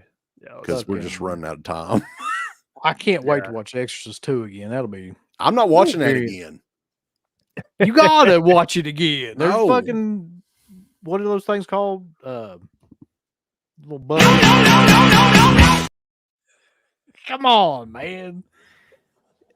Somebody you rides gonna on watch- a fucking lizard or something on there. What are those locusts? They ride on The locusts. Locust I- King. I'm excited to watch part 2 again. It's been forever since I've seen that one. You'll love it. You're really I excited wanna about see- watching it again. I remember there was like a good looking Blair scene in that one, right? She's now Yeah. that is the one redeeming value about Exorcist 2 is Linda Blair is freaking fine in that movie. I'm not going to deny it. I'm actually more like not looking forward to watching Dominion and Beginning. That's Like, and true. to be honest, I'm not looking forward to watching them, but I also don't remember. Are they like very similar? I don't even remember. Like, is there like the same scenes in both, or are they completely different movies? I think they're different movies, aren't they? Or was one of them recut? I've watched both those movies at least twice, and I cannot remember a single fucking thing about either one of them. No, I can't either. Me either. I watched one in theaters, and then I watched the other one when it came on to DVD, and that's it. That's the only time I've ever seen them. So whenever that came out, what was the one in theaters? Beginning? That was the last time I've seen The that. beginning. It was the Paul Schrader cut, and then Rennie Harlan did the Said, Dominion no. Yeah. Yeah. Rennie Harlan, after he got done marrying a 19-year-old model that he divorced 6 months later. Poor fella. Actually, lucky fella. Yeah, I mean, that's what you do, I guess, if you're a director. Yeah, he like marries him at 19, gets him pregnant, and then divorces him. That's Oh. he's just living the dream. Jesus. Dark. Anyway, number two in the Friday the 13th ranking. Everybody thinks they have all the answers, but I changed the questions because part 5. Whoa! I'm Oh, shocked, man. I mean, God. I'm actually impressed, to be honest. I thought for sure that was going to be a Oh, number I'm not. one. Part 5's my number 2. I'm not impressed with you at all right now. But I am, because I feel like I know his number one. For some reason, I feel like through the years that's like moving way down on people's love list for whatever reason. And I love the original one. We'll talk So, about I the don't know. original here in a second. Yeah, but for sure. But this one, man, like the argument that everybody has had for 40 years or however long, almost been 40 years. It's not Jason. It's not really Jason. It's a fucking guy in a hockey mask killing people, boys. What do you want? It's the same damn thing. Jason is just a dude in a mask. yeah, but I don't see why that should matter, anyways. If it's a good movie or not, you know what I mean? It's If a it good doesn't movie. matter, It's a you know? solid movie. Characters. Listen, the characters are the best characters in the series. You know it. I know it. The whole world knows it. Every one of those characters in that movie has something like redeeming about them. Like maybe not redeeming, but interesting anyway. Yeah, I Or mean, funny. Ethel and Junior's the best two characters, in my opinion, in any of those Friday the 13th movies. And we're talking about Jason or anything, just side characters Like that combo together is just gold. And I've The as a best- as a kid, this was my favorite one, even as a kid, man. When I started watching it, a couple of reasons. Debbie Sue Voorhees is a couple of big reasons that I liked it as a kid, and probably one of the best looking women that was ever in any of the Friday the 13th movies at that point in time. Melanie Kinnaman was awful fine looking as well back Yep. then, Uncle Bill. Well, that's Um, true. I think that the best scene in that movie is by far to me, for some reason, is when she pulls up on the motorcycle. Like everything about that scene is fucking great. Yeah.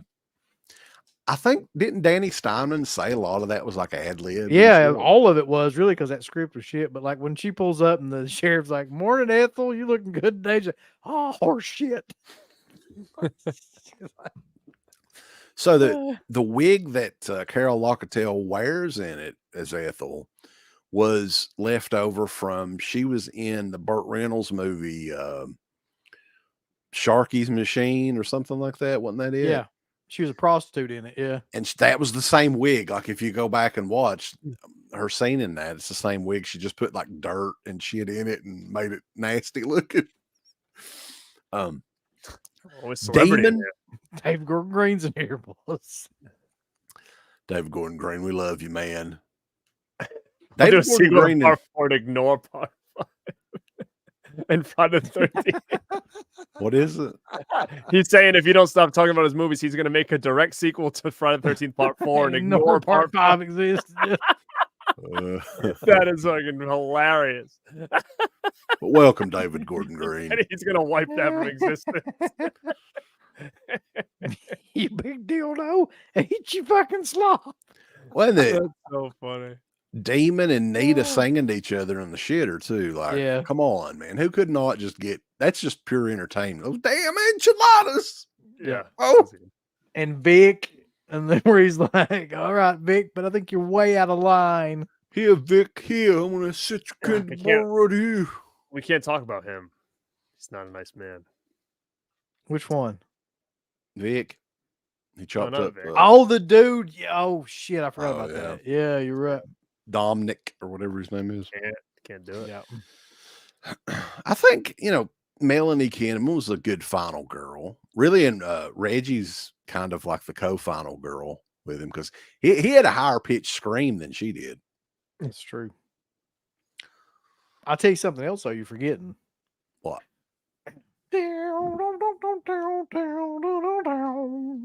Pseudo echo. Doing all that shit.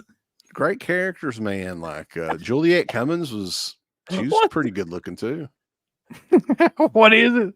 Oh Cool shit. dude is in here. Cool Duder's here, boys. What? Wow, we're getting everybody loving We it. can't even put that up, but it's great. Yeah. That is funny.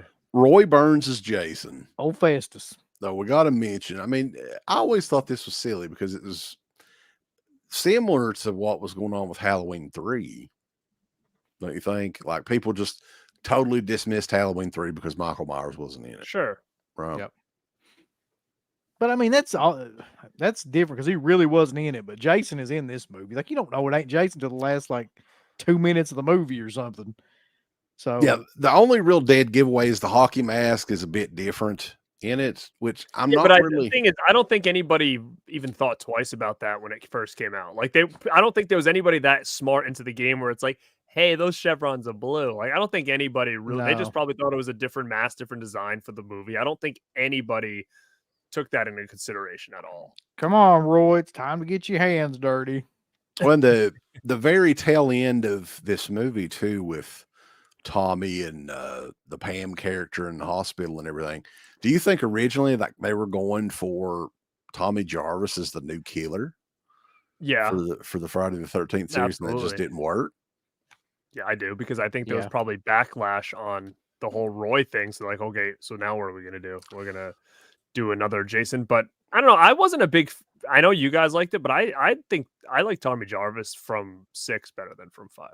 I do too. I don't think that that guy's a good Tommy Jarvis at all. What's Like, funny is I think they he's the least likable character in that whole fucking movie, as a matter of fact. when we had talked to, I think it was Tom McLaughlin about part 6, they originally wanted John Shepherd back for part 6, but something he couldn't do it or whatever. Maybe he'd found God at that point and didn't want to do it. So they had to replace Tommy Jarvis. It wasn't like we want somebody different or whatever. They didn't have the choice. So Tom Matthews was a perfect choice for that character. John Shepherd really doesn't do that great of a job in it. Yeah, I don't really care for him really. Except when he at all. kicks Junior's ass. He hurt me, mama. He gets his fucking head cut off. Would you shut the fuck up and come eat my stew? It looks more like potpourri or something. It really does. She just put a bunch of flowers and stuff in the top of water. But that Forces him to eat potpourri. Like, Yeah. part 5 is easily the one that I've seen the most. It has to be, because as a kid, I remember part 5 was always the one that they put on TV for some reason. Like it was part 3 and part 5. that's the first time I saw it was on TV. Yeah. Yeah, all over TV. And the best parts, of course, they cut out if it was on TV. But yeah, that's love part 5. Listen, I'm gonna tell you something right now. Carol Locatel, rest in peace. Every line she has in that movie is amazing. There's not one wasted line in that movie for her. Now, did you Like guys that- ever meet her? No, we interviewed her, but we never met her in person. I don't think she ever did any conventions we were at. We Mm-mm. definitely There was would have. The only one that was halfway close to us, they did like a Friday 5 reunion in Columbus, Ohio for like Horror Hound or something.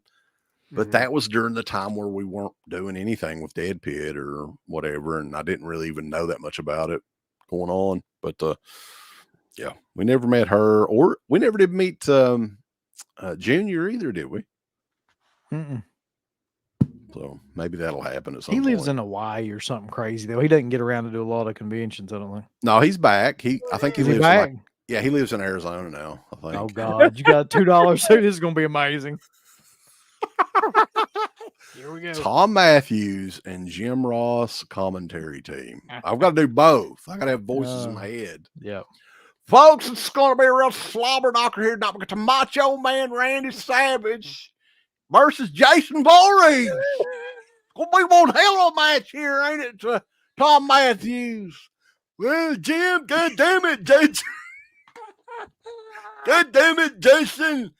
He's going to cheat to win. I hope the Macho Man wins tonight, Jim. God damn you, pussy. It's going to be one hell all night here, folks. That was fucking. That's worth more than $2, dude. Like that was amazing.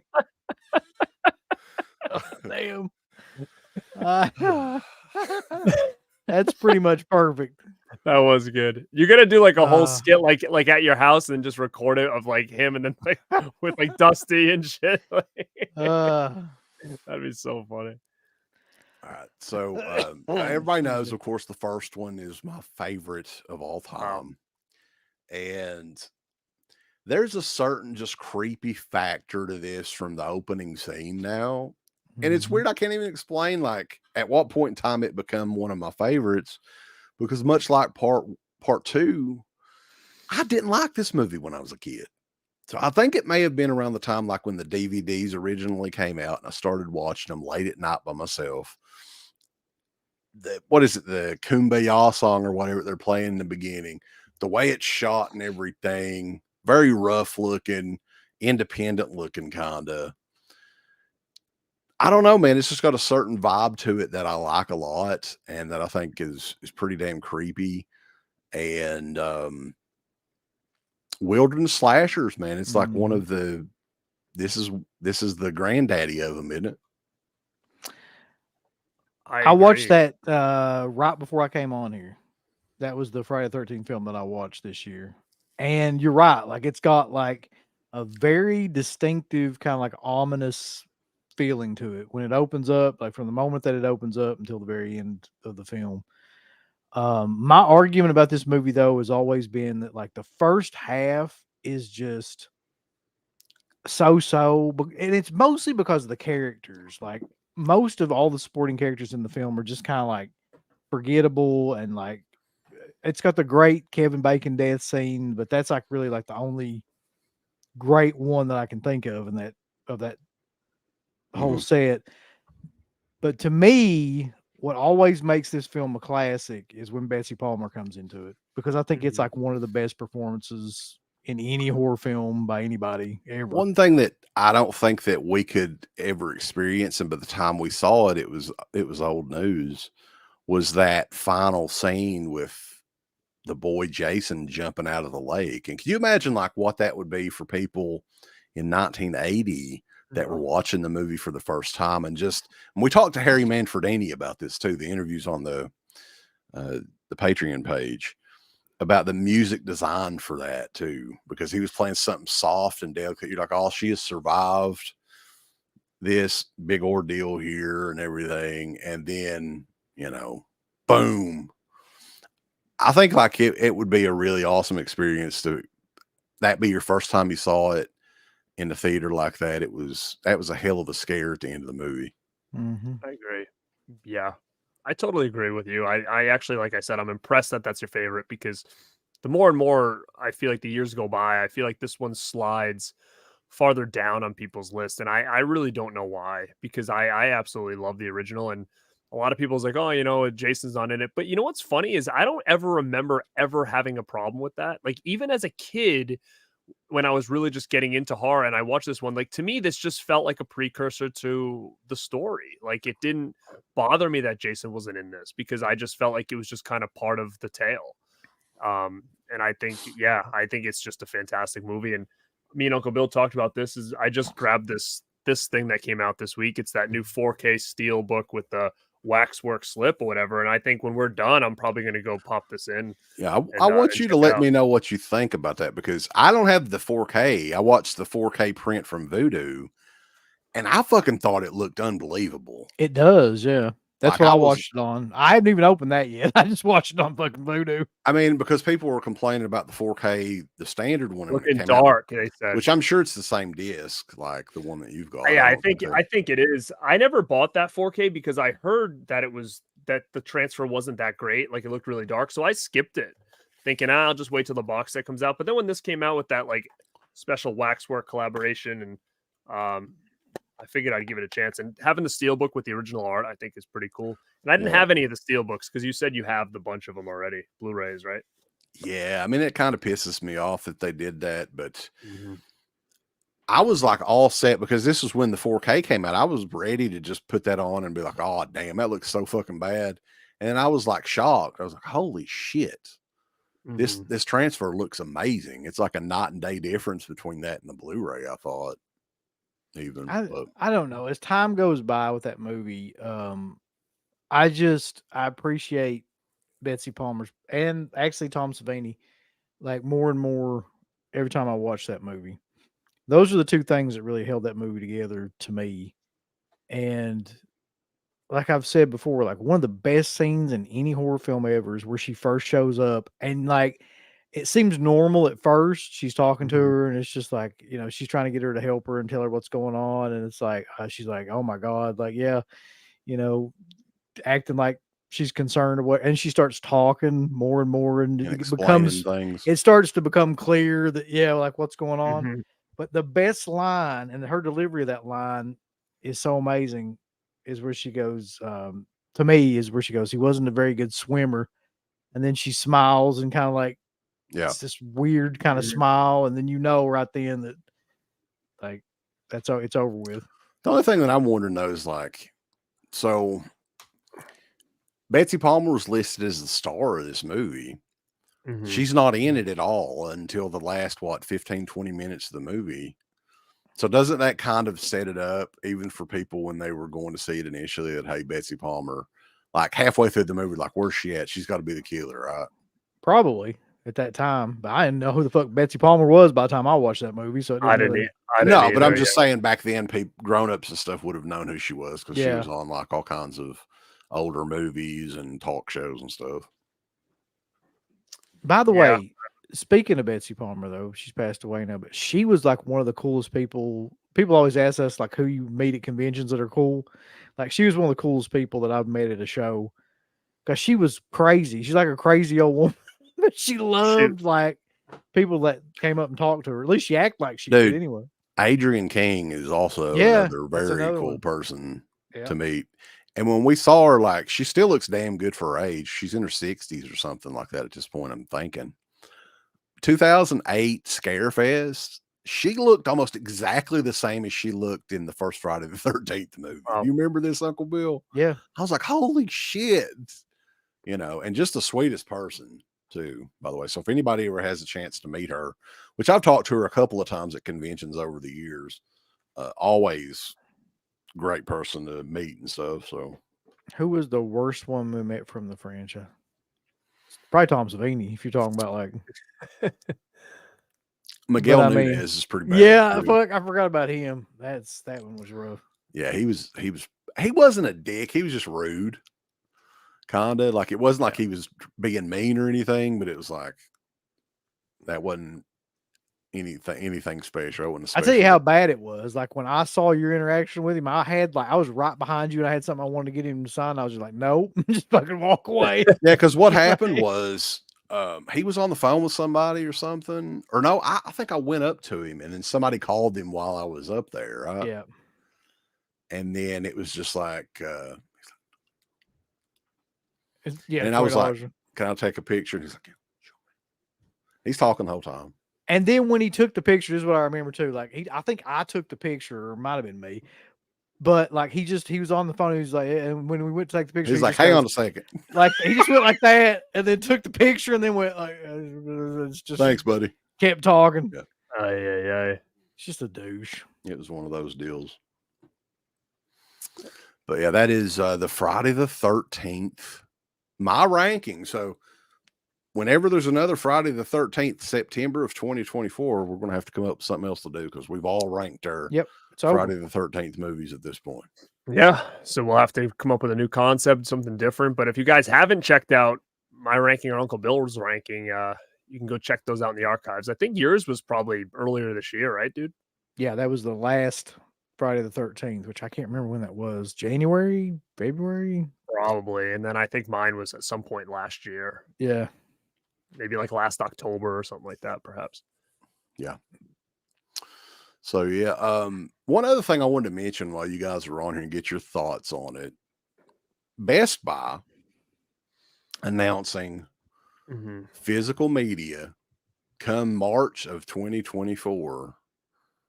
No more, not only in the stores, but online as well. So that's the end of the Steelbook exclusives and all that stuff. Forever. What do you guys think of that? Ever. I'm kind of bummed actually, because I don't really shop in stores too much, every once in a while, but I actually went into my Best Buy on Wednesday. That's when I picked this up, and I was like walking around, and I almost filmed it because I said to myself, wow, they've got a ton of shit here. Like those Halloween box sets, they had 3 on the shelf.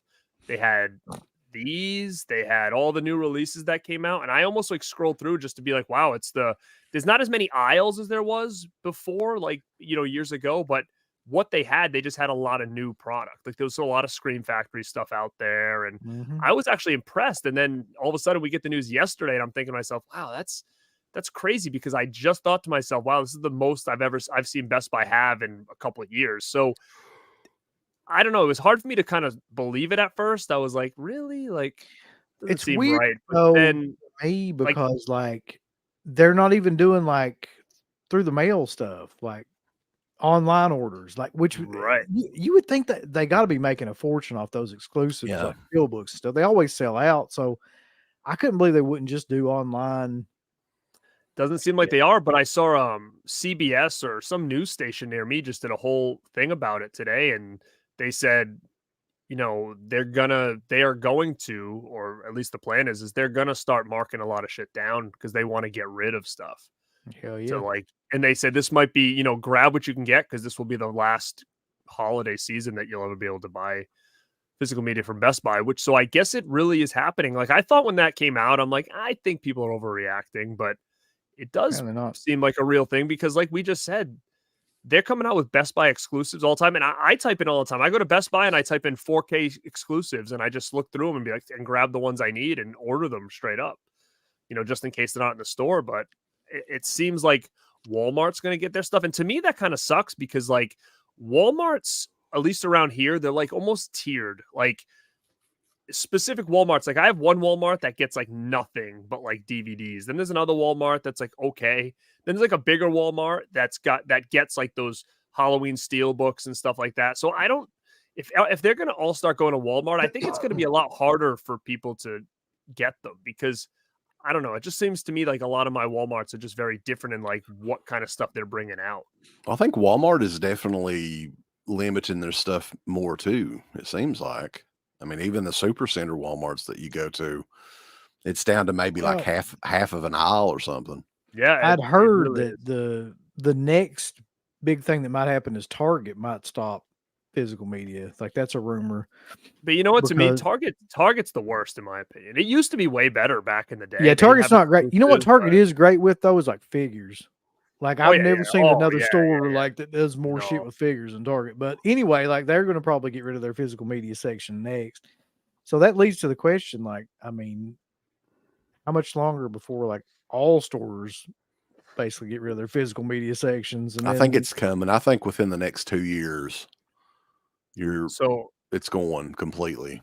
I agree with that. And I think, I had a conversation. I was on Sassy Sledgehammer's show the other day and we talked a little bit about it. And she asked me that question too. And this is before I even heard about the Best Buy thing hadn't been announced at this point. But I started to think like with the idea of how big physical media is at one end of the spectrum of like the people that are in it, like the boutique side of it is insane right now. It's like almost like the craziest it's ever been, in my opinion. Then you have the other end of the spectrum with like the retail stores where it's like dying hard and fast. So I think we might start seeing a little more like these like smaller boutique stores opening, like for instance, the Archive that is like 2 hours south from me. You go in there, it's like a dream, like Orbit, like all these other ones that are out there. Like to me, I feel like we might start seeing more of these things pop up and maybe have these become more of like destinations, but I don't know because there's so much out there. It's still, to me, fun to go into a store and buy something rather than just order it online. Like if I had that option. So, I mean, maybe we'll see a little bit more of that into the spectrum of like these stores popping out where like you can get a lot of these titles from overseas and boutique stuff that are at your fingertips in these stores. I would hope that could be kind of, the future of what physical media is, because it doesn't seem like the big stores are going to have anything anymore. But it's a shame because we all remember what Best Buy was at one time. Mm-hmm. And I think a lot of people that are saying, I don't really care about Best Buy or it's not going to affect me. You probably don't remember what Best Buy was 20 years ago. It was like imagine like all of what Best Buy has now in a big store. The horror section was bigger than that. Just horror movies back 20 years ago. And it's a shame, man, because I honestly think, the boutique thing is fine, but it's on such a small scale compared to what it was. Like the Anchor Bay limited edition was like 100,000 copies. A big Vinegar Syndrome limited edition is 10,000, right? So it's totally like Hollywood movies and everything. It's going to be really soon. The majority of those never come out on physical media. It's going to be streaming. I think that's going to happen real soon. Yeah, I mean, it's basically just us anyway. I mean, like in terms of people that are buying physical media, like it's a small group of people that are not mainstream kind of consumers or things like that. Like those people aren't buying DVDs or Blu-rays or especially 4Ks or anything like that. That's just not happening. Like people stream everything now, and that's the vast majority of what's being done. But then there's like a small band of people that like hardcore collect all that stuff, and that's what it's all going to turn into now. So, I mean, I think your Orbits, your Vinegar Syndrome, your Severin, all those will like stay popular for a long time and continue to sell out. I thought maybe they'd go under too. I don't think that's ever going to happen anytime soon anyway. Yeah.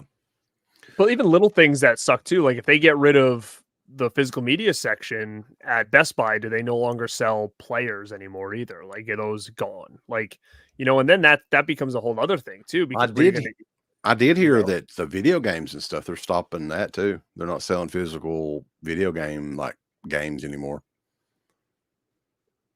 I just wanted to highlight this real quick before I ban the fuck out of this guy. It'll be the last post you ever make on here, buddy. I hope that was worth it. Peter North. We'll see you later. You go fuck yourself. You got to See see you, Peter. the loose cannon come out tonight, Bulls. Oh no, he doesn't want that. But That's been banned. yeah, I mean the physical media thing though, 2 years is pretty. I think that's pretty accurate to what we'll see, because Walmart has cut down tremendously. Like our Walmart over here is just DVDs. That's all it is really anymore, and it's like half of an aisle. But yeah, I'm interested in seeing if the Best Buys are going to have stuff on closeout in the store, because I want to be running around like a chicken with its head cut off trying to get all the shit. Right. Cheap prices, but we will see. I mean, I think we're going to definitely, if they're going to do it, it's probably going to be Black Friday is probably going to be a big one, because they're going to need to, if this is going to be supposed to be ending by the beginning of 2024, I mean, they're going to have to start getting rid of some backstock. And I'm actually thinking about going online very soon, maybe even tonight, and just looking at what their exclusive steelbooks are and just trying to grab a bunch of different ones that maybe I missed out on, because who knows, those might be gone forever. I don't know if they're going to get transferred to other stores. So, those could become very, very limited. Like that Halloween set, if you cannot get that anymore after this first initial run, it doesn't go to like a Target or Amazon or anything like that. Like that's going to be a pretty valuable piece if it was that limited to like a run. I was wondering about that too, like because there's a couple people that are saying like Amazon or somebody else might pick up like a lot of their exclusive stuff. I mean, do you think that'll happen? It might. I mean, I would hope so, but I just don't see them fucking with it. I don't know. Mhm. I mean, not Amazon. Amazon definitely would, but I'm talking about Best Buy. Like, I feel like, Well, I mean, like me, like I can say just from my buying habits, mainstream Hollywood stuff, I never buy it. To I me, don't either. that just takes up room on the shelf. Like I don't really have an interest in buying it. Even like the stuff that I like I never did get Megan on Blu-ray or anything.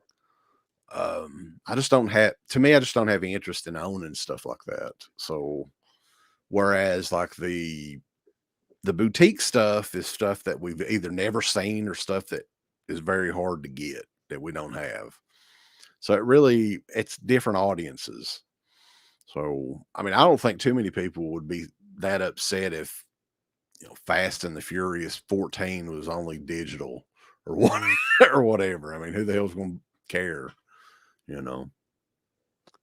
Yeah, it's just crazy though. It's kind of an end of an era. It's an end of another thing that we grew up with our whole lives, and now is just gone for probably ever. I don't see it ever coming back, because I just don't think that the people that are younger than us are ones that have the nostalgia that would bring it back. Like I never thought cassette tapes would ever see the light of day ever again, and TerraVision just announced like 4 of them today that they're putting saw out, that. right? That's kind of stupid, though. But I mean, like, I don't think anybody, and the only people that are going to buy those are people like you and me that have Collectors. nostalgia for it and stuff too. But I mean, I don't think after our generation, anybody's going to give a shit about a lot of this stuff.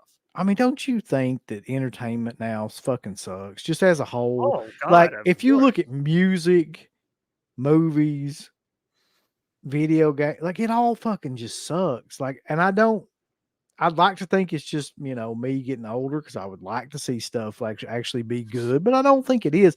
I think the quality of everything has dropped tremendously just because of like TikTok and shit, where everybody's attention span is so like I agree.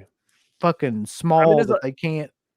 There's a lot to it too. I mean, that has to do with people wanting to do things on the cheap. So like CGI is heavily involved. I think it has to do with creativity being off. I think people looking back and be like, well, something like this has kind of been done. I don't want to feel like I'm ripping it off, or this has been done. So they just come out with stuff. And I also think that the way the world is now is that everybody that's creating something has trouble being creative because they're too busy watching out for like what they should and shouldn't say. They don't want to offend certain people. So I mean, once you bring all that to the table, I mean, that really limits a lot of the writing, a lot of the creativity when you're so busy trying to figure out, well, okay, let's put this out, but I can't annoy anybody in the process. Like I think Right. that's hard. That's hard for creators, I think, nowadays to do Because that. now you're right, everybody's got to walk on fucking eggshells about everything. Sure. Which makes everything suck so much because like nothing can be realistic. Like it's all just it's all a bunch of people just skirting around issues and things like that that are popular right now. But a couple things on there I want to mention. Do I look like a motherfucker that listens to Drake, by the way, Radhammer? No. You do. And number two, Crypt Sweeper. Yeah, I preface what I was saying by every generation never thought that. Yeah, that's a common argument. Well, what I'm saying is that in past generations, at least you had like physical forms of things that they just kind of like they changed, but they were still like you had bands that played musical instruments, right? Like from probably like they said that was popular from the 50s to the 2000s. And then from like 2010 on, it's singers, man. There ain't fucking bands anymore. It's all singers or like That's true. pop productions and stuff like Sure. that. So you had movies, and then you had movies that were physical, like media kind of movies. You bought them on like VHS and then DVD and then Blu-ray. Now you're not doing that. They don't exist like that anymore. All of the formats of these things have changed completely, not just the ideas like moving around and things like that. So that's what I'm saying.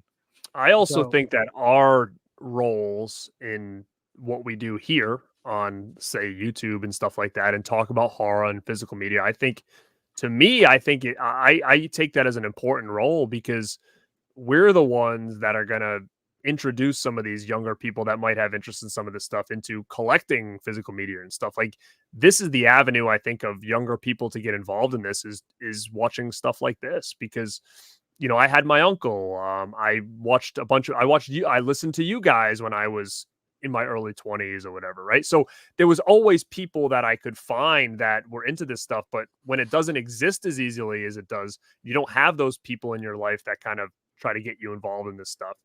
That, where are you going to go to get the next generation to be interested in these things? So, I mean, I'm hoping that maybe younger generation find these channels that are interested in horror and keep this whole thing alive because it's slowly just changing, and the movies are different. And if nobody talks about a movie, it never exists. Right. So us talking about all the early Friday the 13th is huge for anybody who catches this thing at a younger generation, because if nobody talks about it, it doesn't exist anymore. So I don't know. Oh yeah. But yeah, it's been a great show, guys. I hope everybody's had a happy Friday the 13th. And most of these movies, man, like I try to watch at least one Friday the 13th, every Friday the 13th, but I've seen them so many damn times. I just usually don't. So hopefully, it's September of 2024 is the next Friday the 13th. By that time, let's hope and pray that there is a new Friday the 13th, something to talk about, a movie, a TV show, something, because it's ridiculous. It's been 14 years, almost 15 years since a Friday the 13th film has been out. Yeah, I hope something comes along. I just hope, I don't know. It's needed. I mean, Jesus, come on. I don't now. want Like, do you want to see a TV series of Friday the 13th? Because I really don't. I honestly, and I know that Halloween is up for it as well, for the TV series. I personally don't, because number one, and I'm selfish. Like I don't have time to watch a long run. You know how many Chucky episodes I've seen? 0. You know what I mean? So Me if either. I look at that concept and I'm like, if that's just what it's going to be, and I think too, when it comes to a lot of these franchises, is the magic of these is the anticipation, where if it's at your fingertips every week in some form, I just don't feel like it's going to be as exciting when a movie does come out. Well, there's just too many series now, too, on too many different formats that like that'll just get lost with everything else to me. Like, I mean, I won't pay any attention to it. There's like 1,000 different like shows like that, now. Right. Like, I mean, what's that one they did, American Horror Story, like 1980s or whatever? Like, it's probably going to be something similar along those lines, you would think, again, am I interested, intrigued? Sure, but I'm just nervous because I don't think I'm gonna be consistent with it. You know, I think a Halloween TV show would be more interesting than a Friday the 13th. I don't know how you would do a Friday the 13th show. If I was doing a Halloween show, all right, number one, the show's called Haddonfield. Number two, it's an anthology show. It's not about Michael Myers. It's Deborah Hill and John Carpenter's original idea for the Halloween series. So each episode revolves around Halloween, kind of like, you know, Tales from the Crypt or something like that. It's a different horror story each episode. I think. Is he directing it from his couch? That'd be killer. Sure, let him. I would let him do the first episode at least. He's gotta. But I think that would be a good option for Halloween. Just don't have Michael Myers in it at all. They also said Malika Akkad is very interested in exploring a TV show universe of Halloween 3. So again, I don't know if that would work. It's interesting, but you know, it goes back to the same thing. If Michael Myers isn't part of it, does that become a problem? You know? If you, So I don't know. you think about how much money Halloween itself, the Michael Myers Halloween has made like a fucking ton of money for people. But up the last 5 years, Halloween 3, I think has made a fuck ton of money on those masks and like Merchandising. designs and all that stuff. Yeah, it's like crazy. Like that one film has just like taken off and it's its own brand now, aside from like the other Halloween film. Yeah, it'd be interesting. I mean, we'll see where it goes. I think Miramax got the rights. So is it the movie rights? Is it the TV rights? Have they said? As far as I know, it's TV rights first, but then they said with the idea of making it features. So as far as if they have the film rights to make movies, I don't know for sure, but they did mention that, you know, there is talks of doing more movies. So if that's with Miramax, I'm not 100% sure on that. I don't think Rob Zombie's going to be doing anything for a long time after the Monsters. That was a success, though, man.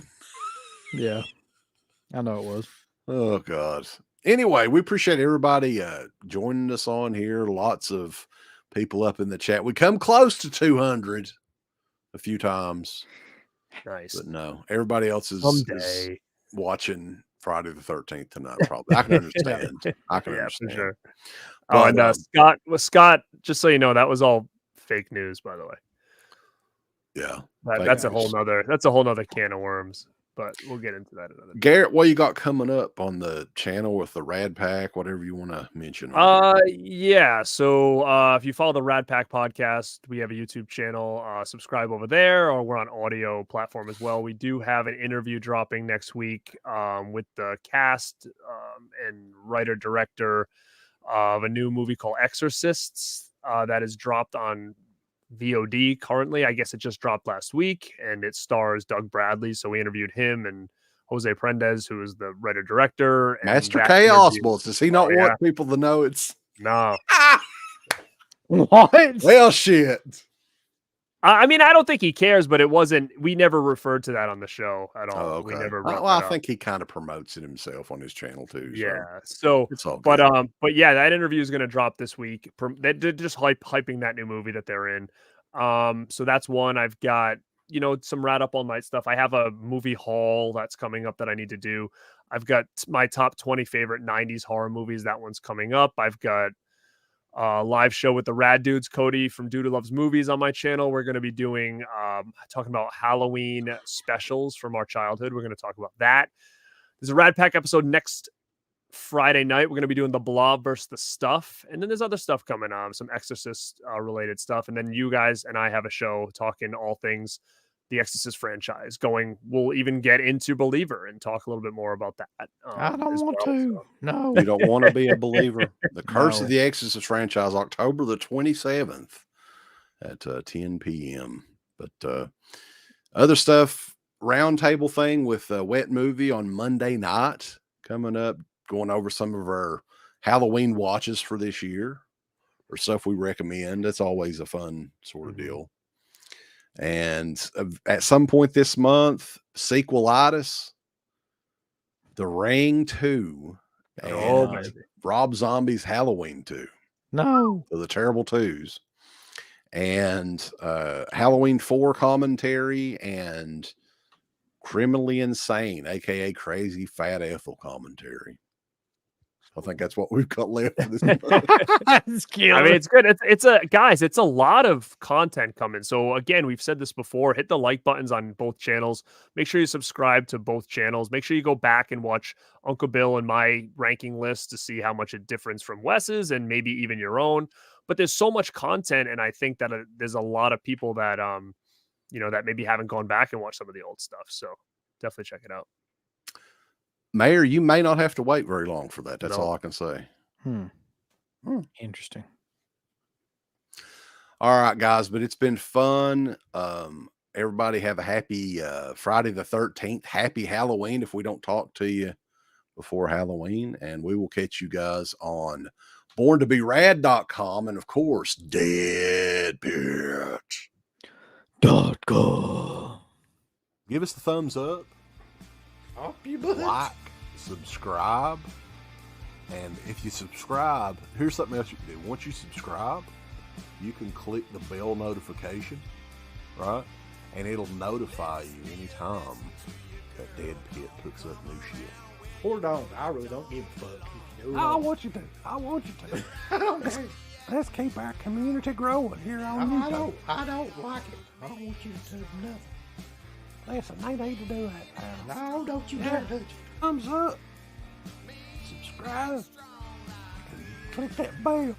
There's all kinds of wonderful shirts over at shop.deadpit.com. Simply the best horror shirts. On TeePublic, there are others, but they all suck. You can get some Dead Pit radio shirts. You can get Last South on the left. The Hills Have Eyes. Texas Chainsaw. Oh, wait, you can't say Texas Chainsaw. All kinds of shirts, folks. You're gonna love them.